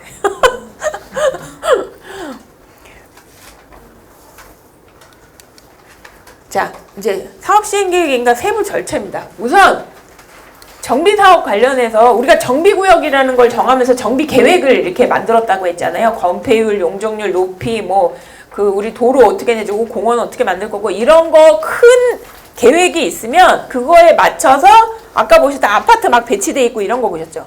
아파트 배치 계획하고 그다음에 그 공원은 어떻게 만들고 도로는 어떻게 만들 건지에 대한 도면 같은 거 그리면 각각의 이렇게 심의를 원래 다 따로 이렇게 받게 돼 있었어요. 이거를 받으면 예전에 어땠냐? 여기 먼저 교통 심의를 먼저 해요. 교통은 저희 몸에 핏줄과 같은 거예요. 핏줄과 같은 거여서 우선 혈액순환이 잘 되는지를 먼저 봐요. 어디가 막힐 것 같으면 거기를 이제 건물을 치우거나 출입구를 또 따로 낸다거나 이런 계획을 해야 되기 때문에 교통하고 건축하고 경관 같이 하고 막 기타 등등을 막 해요. 그러면 여기를 갔는데 건축 내용을 막 지적을 해요. 위원님들이. 그걸 수정을 해서 이쪽으로 왔어요. 그랬더니 건축위원이 그게 아니라면서 막 뭐라고 해요. 이걸 계속 뺑뺑이를 도는 거예요. 시점 보는 관점이 다르니까. 예. 그래서 그렇게 하다 보니까 하세월 심의만 하세월 하니까 안 돼. 위원님들 다 모여보세요. 모여서 그 자리에서 우리 다 한꺼번에 논의해가지고 끝을 냅시다 해서 이거를 한꺼번에 모아가지고 통합심의라는 거를 만들어놨습니다. 그래서 예전에 이런 거 갈 때 여기 갔다가 저기 갔다가 이렇게 막 순서대로 막 이렇게 가거든요. 그럼 그 안에서 막 계획이 바뀌니까 조합에다가도 조합원분한테 교통 통과했습니다 도면을 보여줬는데 건축 통과가 그냥 또 도면이 또 바뀌어 있고 그러니까 모르시는 분들은 저것들이 막 지대 마음대로 막 도면을 바꿔 갖고 온다고 오해를 하시는 거예요. 그래서 이거는 요즘에는 다 통합심의로 이렇게 운영을 하고 있습니다. 그러고 나서 도서를 아까 각각의 법이 있다고 말씀드렸죠. 무슨 서류들을 만들려고 돼 있습니다. 크게는 이 법에서 뭐뭐뭐 서류를 만들려고 하는 게 건축, 우리 아파트 어떻게 지을 거야? 정비기반, 도로 어떻게 만들 거고 공원 어떻게 조성할 거야? 이런 거. 그 다음에 사업 시행 관련 게 아까 막 사업비 대충 얼마 들 것 같아. 그 다음에 그 세입자들은 어떤 대책을 수립할 거야 하다 못해 철거 계획. 막 이런 것들이 막 복잡하게 막 들어가 있습니다. 여러 가지가. 그 기타의 서류들을 크게 이렇게 요 3가지 정도로 구분해서 만들면 이렇게 만들어요. 그러면 한 심의를 하고 난 다음에 요 도서 만드는 게 이제 단지 규모가 얼마나 커지냐, 우리 정비구역이 얼마나 크냐에 따라 조금씩은 다르지만 통상적으로 저거 만드는 것만 조금 작은데 한 500세대 된다 그러면 한 4개월? 그리고 막 1000세대 뭐 이렇게 되면 한 6개월은 걸려요. 각각에 나온 거를 다 반영해서 다 도면을 막 그려야 되니까. 그렇게 그린 다음에 이게 이제 다 관련 법에서 작성하려는 서류들입니다. 법에 있는 내용, 시행령에 있는 내용, 시행규칙에 있는 내용, 시조례에 있는 내용. 요런 서류를 싹 다 만들어야 됩니다. 이거 말고도 구청에서 보기 좋게 뭔가 내가 확인하기 좀 쉽게 추가적인 서류를 좀 갖고 와. 그럼 또 부가적으로 만들어서 또 갖다 줘야 돼요. 요렇게 한 다음에 거기에 있는 내용을 요 서식에다가 압축해서 쓰는 거예요. 신청서에. 그래서 조합에서 도장을 딱 찍어가지고 이제 구청에 내는 거거든요. 이 내용을 적기 위해서 그 많은 서류들을 만드는 겁니다. 예. 이렇게 서류를 만들면 자, 이런 심의를 거쳐서 최종 도면을 이렇게 다 확정을 하고요. 주민분들께 이렇게 사업 도서를 이렇게 앞으로 새로 건물을 지을 겁니다 라고 보여드리면서 어떠세요? 하고 의견을 물어야 되죠. 왜? 이게 곧 나의 아파트가 되면서 우리 아파트 단지가 돼서 이게 명품 아파트가 될지 뭐 어떻게 될지 이걸 봐야 되잖아요. 그래서 이렇게 총회를 실시를 하거나 다른 토지등 소유자 방식이 토지등 동의서 진구를 합니다. 조합이 할 때, 총회할 때 이런 의결 요건이 있어요. 네. 여기 보시면 우선 총회에서 과반수를 잘 아셔야 돼요. 50%라는 거하고 과반수. 어디는 50%라고 써 있고요. 어디는 과반수라고 써 있거든요. 과반수가 반을 넘어갔다는 얘기인 거예요. 저희 과하다고 그러죠. 뭐가 넘쳤을 때 과하다 하잖아요. 반을 과했다는 건 반을 무조건 넘어가야 되는 거예요. 50%면 딱 50%면 돼요. 그거를 잘 보셔야 돼요. 이런 데에서 하자가 나는 겁니다. 동의를 받았는데 49.9야. 그래가지고 그럼 50%네. 그건 과반이 아닌 거예요. 무조건 51이 되든 이렇게 넘어서야 됩니다. 예. 그렇게 해야 되고, 그 다음에 여기 보면은 조업, 직접 조업은 20% 직접 출석이라는 게 있죠. 직접 출석이라는 거 보통 생각하시면 어떠세요? 총회할 때 내가 와야 된다라고 생각하시잖아요. 근데 아까 이제 앞에서 막 이렇게 재개발, 재건축 비교하는 절차 있었을 때 그게 빨간 글씨로 전자투표 온라인 총회 이거 보셨죠? 이제는 어느 곳에 계셔도 어느 곳에 내가 아파서 병원에 있든 내가 해외여행을 갔든 출장을 가셨든 어디를 계시던 간에 딱 온라인 총회를 같이 저희 의무는 아닌데 병행을 할 수 있다예요. 다 돈 드는 거니까. 그래서 온라인으로 이렇게 저렇게 지금 이제 유튜브 찍듯이 카메라를 두고 이렇게 계속 촬영을 해주면 그걸 핸드폰으로 보고 총회에 참석을 하시는데 그게 이제 자기 인증을 하시는 거예요. 저희 핸드폰 뭐 할 때 자기 인증하라고 하잖아요. 그것처럼 본인 인증을 하면 그게 직접 출석한 거예요. 그리고 내가 정말 아파가지고 못 가요. 그러면은 내 아들이나 내 남편이나 해가지고 위임장 쓰고 그분이 신분증이랑 해가지고 가져가면 이분이 이런 사유로 올 수가 없었구나 해서 그분 위임장 갖고 대리해 오신 분 그분까지 돼요. 예. 그렇게 온라인으로 보고 투표도 거기서 직접 하실 수 있고. 예. 거의 요즘에 아파트 관리단이거나 오피스텔은 거의 관리단 총회를 이런 걸로 하고 있습니다. 실제적으로. 예. 그래서 반드시 이 동의 요건을 충족을 해야 접수를 할 수 있어요. 구청에서도 서류는 보다가 좀 미비한 거는 고치면 돼요. 동의한 거는 고칠 수가 없어요. 왜? 총회 한 번밖에 안 하니까. 그거 갖고 뭔가 잘못돼 있잖아요. 이거는 100% 인가 취소, 무효 이렇게 될 수도 있습니다. 예, 제일 중요해요. 동의를 받는 게. 그러고 나면 이 접수했잖아요. 구청에서. 그러면 이런 서류들을 관련 기관에 뭐 좀 적을 때는 한 40곳, 많으면 한 60곳 이런 데다가 다 검토해달라고 보냅니다. 한 2주 정도? 3주? 이렇게 서류를 온라인으로 보내기도 하고 아니면 급하니까 또 저희가 용역사가 막 들고 가서 막 설명도 합니다.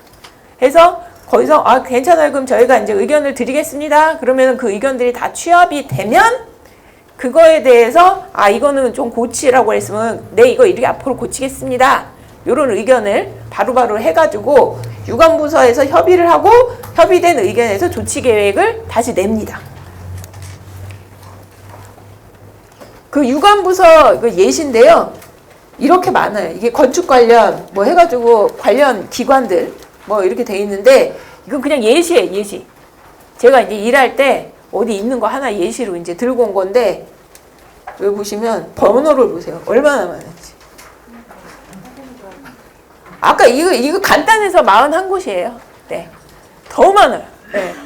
네. 되게 많습니다. 요렇게 이제 다 유관부서 협의를 다 해서 네, 괜찮습니다. 앞으로 이렇게 하겠습니다. 이런 걸 하고 나면 이거 이제 이런 의견들을 조치 의견도 냈잖아요. 이렇게 바꿀 거라고. 그 내용 전체를 다시 한번 공람을 해.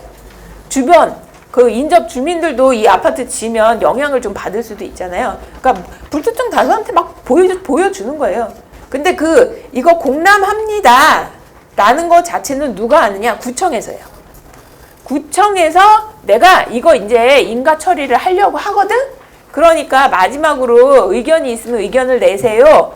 라고 절차를 밟는 겁니다. 그러면 구청에서 요 공람을 하기 위해서 공고문이라는 거를 또 작성을 합니다. 그리고 이거 인터넷 구보 아까 고시 내는 똑같이 거기 사이트에다가 요 구보를 공고를 내줘요. 그리고 여기 보시면 누가 볼 수 있느냐가 있습니다. 여기. 일단은 공람 의견을 제출할 수 있는 사람이 있고 볼 수 있는 사람만 있어요.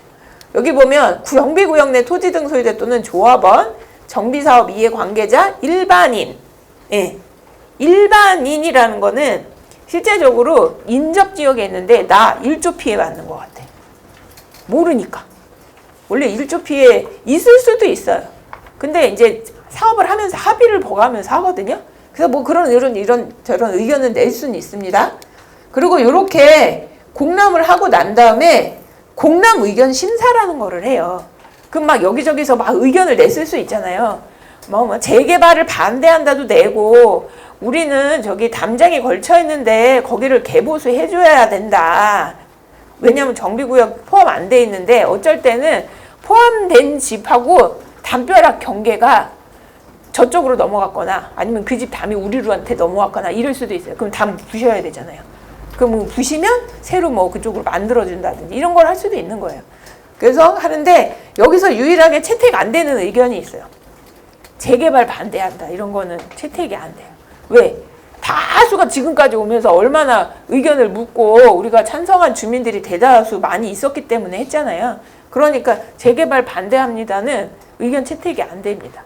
계획적으로 정말 뭔가를 이건 조치를 해줘야겠다 하는 것만 채택을 해서 알려드리는 거예요. 네. 그리고 나머지는 불채택해서 그냥 넘어갑니다. 이러고 나면 이게 공람 공고를 한 거 샘플이에요. 이게 이제 구보에 이렇게 떠줍니다. 이렇게 사업 시행 인가를 위한 공람 공고. 네. 이렇게 공고문이 딱 인터넷 구보에 뜹니다. 이렇게 구보에 딱 이게 이제 이렇게 구보에 공람이 뜨고 의견이 14일간 해가지고 서면으로 낼 수도 있고 뭐 인터넷으로 낼 수도 있고 뭐 해서 공람 의견 심사 다 끝나면 그거를 다 감안해서 드디어 자치구에서 사업 시행 인가가 처리가 됐다라는 거를 조합에다가 통지문을 줍니다. 통지문, 공문. 구청에서 사업 시행자한테 인가 처리가 됐다라는 알림 공문을 드리고 저희가 아까 신청서 썼잖아요. 해서 조합이 이렇게 도장 찍어가지고 제출한다고 서류하고 그러면 구청에서는 당연히 이거 다 확인했고요. 인가가 났습니다 하고 허가서 같은 이렇게 사업 시행 계획 인가서 구청장 도장 딱 찍어가지고 주십니다. 그리고 여기 사업 시행 계획 인가 조건인데 이게 한 이만한 책자처럼 이렇게 두껍게 나와요. 공문이. 이게 뭐냐면 아까 유관부서 뭐 최소한 30-40군데에서 한 60군데 돈다고 그랬잖아요. 그럼 거기서 의견들 써준 것들 있잖아요. 별 의견이 없는 거는 상관이 없는데 의견이 있어서 이건 나중에 가면서 좀 보완을 하거나 고쳐야 될 부분에 대해서 이행을 해야 될 거 이런 것들에 대한 의견서를 다 보내왔거든요. 그걸 취합해서 주는 거예요. 그냥.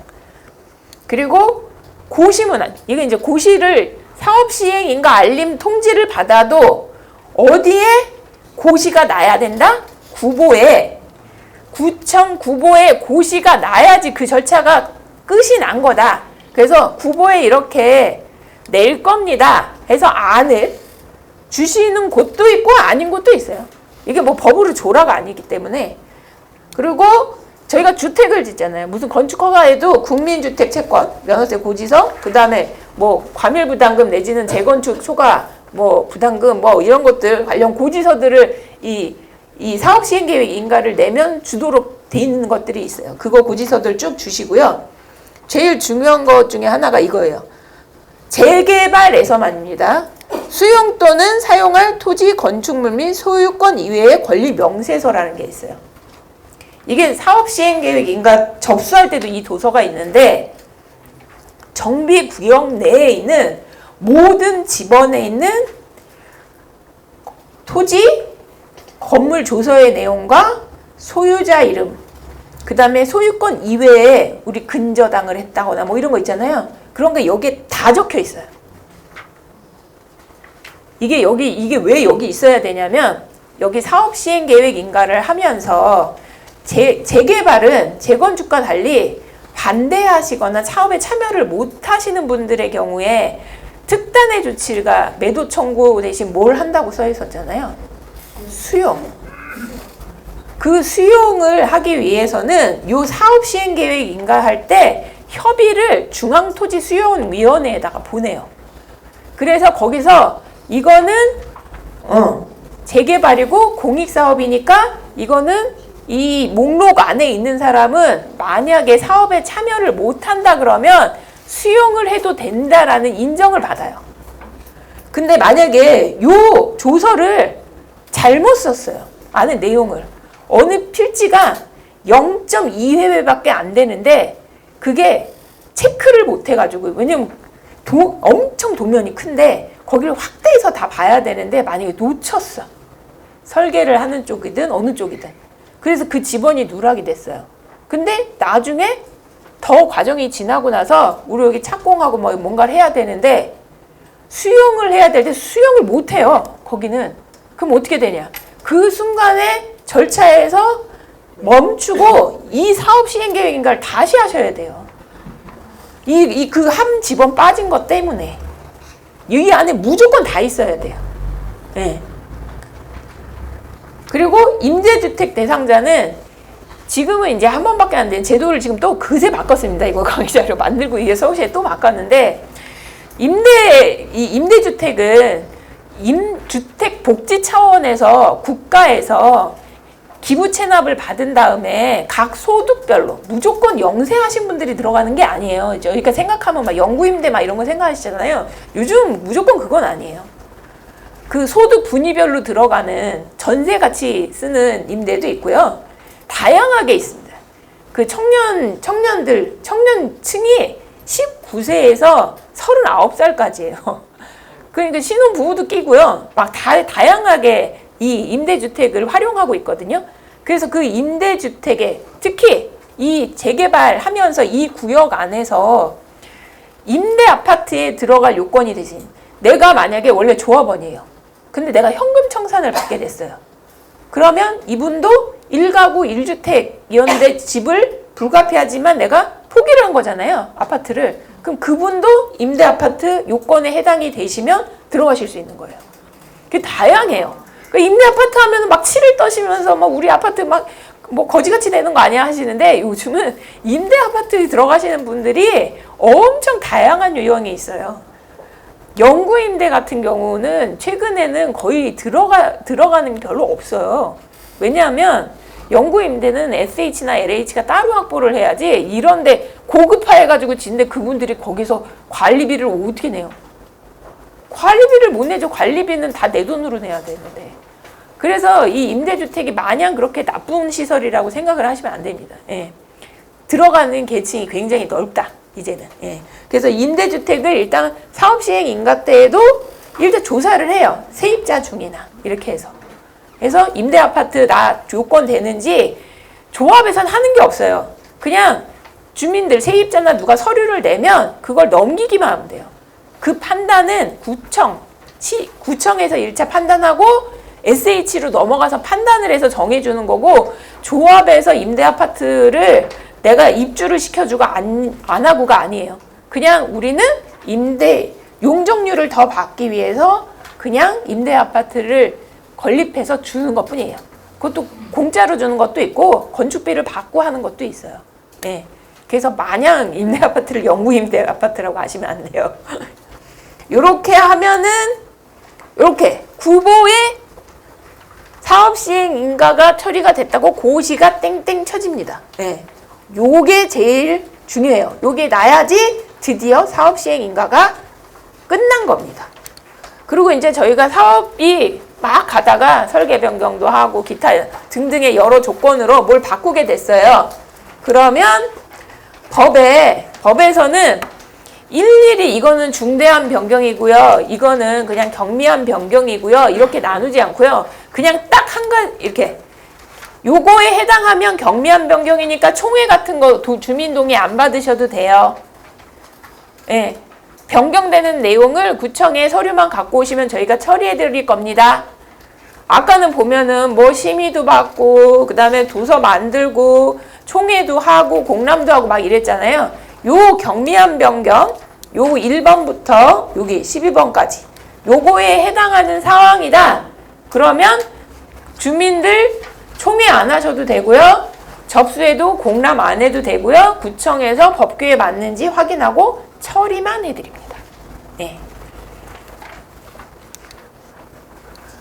지금 이제 수업을 이렇게 하시면서 재개발 다 열심히 다 잘하시겠지만 어느 날 갑자기 우리 조합장님이 갑자기 처벌을 받게 되시는 일이 생기실 수 있어요. 의도하지 않게. 의도할 수도 있고 의도 안 할 수도 있어요. 여기에 처벌 규정이 뭐냐면 사업 시행 계획 인가를 받지 아니하고 정비 사업을 시행한 자. 그냥 우리 빨리빨리 해야 되니까 일단 막 뒤에 거 막 당겨서 하고 일단 넘어가 보지 뭐 이렇게 얼렁뚱땅 하시면 처벌받습니다. 처벌받는 게 법에 요 조항이 있고 요게일 때 2년 이하의 징역 또는 2천만 원 이하의 벌금입니다. 철거당 법원에 가서 고발 조치 당하신 다음에 저 판결 받으시고 이거 형사처벌 받으셔야 돼요. 그리고 사업 시행 계획서 작성 및 변경에 대한 총회 의견. 주민들이 공동으로 사업을 하게 했는데 주민들한테 의견을 안 물었어? 그러고 나서 조합에서 그냥 알아서 뚝딱뚝딱 했어? 그러면 이것도 처벌입니다. 2년 이하의 징역 또는 2천만 원에 그만큼 세다는 거예요. 네. 조합의 임원분들은 준 공무원이세요. 그래서 강력하게 처벌을 받습니다. 네. 요즘 분들은 이렇게 교육도 많이 조합원분들이 받고 계시기 때문에 그냥 척척 박사가 많으세요. 좀 긴가민가하면 그냥 막 고발하시는 거예요, 그냥. 뭐 하다못해 반대하시는 분은 제 뭐 어디 코디네이터를 갔는데 그 재개발을 하기가 너무 싫으시다는 거예요. 이유는 다른 데 있었어요. 근데 조합 사무실에서 그 조합 사무실 바로 앞에 도로가 있겠죠. 그 앞에 저기 빛 좋은 날 화분 내놨다가 경범죄 처벌 받으시고 막 그렇게 고발 고소 하세요. 막 그런 경우도 있어요. 그리고 지금 말씀드리는 거 계속 이제 내가 이제 조합원이 되거나 조합 임원이 되시거나 뭔가 하실 거기 때문에 관심이 많으셔서 오셨잖아요. 제가 어디서 막 그 무슨 저기 어디서 막 자료를 갖다가 막 나만 아는 이런 사이트 가서 자료를 만들어서 하는 건 아니고요.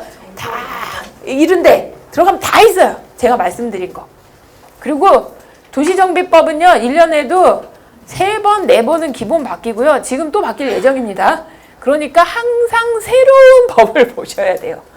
그 새로운 법을 보려면 국가법령정보 여기 들어가셔서 도시 및 주거 요것만 치셔도 법, 시행령, 시행규칙 딱 뜹니다. 그리고 서울시 거를 보려면 서울시 법무행정 서비스 들어가셔서 도시 및 주거 치면 조례랑 조례 시행규칙이 뜹니다. 예. 이런 데 들어가서 막 닥치는 데도 다 뭐 이렇게 막 찾아보시면 자료실, 정보실 뭐 이런 실에 해서 거기에 막 떠 있거든요. 그걸 보시면 돼요. 근데 가끔 법이 워낙 자주 바뀌니까 이게 업데이트가 좀 느려지는 경우도 있어요. 예. 특히 요런 시즌에 선거철이 지나면 할 일이 너무 많아서 그 담당 공무원도 다른 걸 먼저 처리해야 되니까 이게 업데이트가 덜 될 수도 있거든요. 그럴 때는 뭐 다양한 루트를 통해서 보실 수 있으니까 우선 법 관련해서는 국가법령정보하고 서울시 법무행정 서비스를 보시면 되고 기타 주변에 저기 재개발 현황 이런 것들 보실 때는 여기 정보몽땅. 근데 이제 보는 게 한계가 있어요. 해당 그 조합원들만 볼 수 있게 돼 있는 게 있고 일부 오픈되어 있는 것들도 있고 한데 요런 데를 통해서 자주 보시면 됩니다. 예. 자, 오늘 수업은 제가 원래는 8시까지 한다고 그러고 지금 8시 역시나 15분이나 됐습니다. 여기 혹시 질문 궁금하신 거 뭐 이거하고 상관없이도 궁금하신 거 있으시면 질문. 얼른 집에 가고 싶으시죠? 배고프고 막 식사 안 하고 오신 분도 계신 것 같아요. 약간 텀이 있는 상태에서 강의를 해가지고 저도 워밍업이 좀 필요해서 앞단에 좀 버벅거리고 약간 말도 어수룩하게 이렇게 했는데 그 와중에도 이렇게 열정을 갖고 제 얘기를 들어주셔서 감사드리고요. 다음 교육이 또 제가 또 있죠. 예. 다음 교육 시간에 저를 또 뵐 예정이니 그때는 더 예쁘게 하고 와서 더 많은 정보를 전달해 드리도록 하겠습니다. 오늘 와주셔서 감사합니다.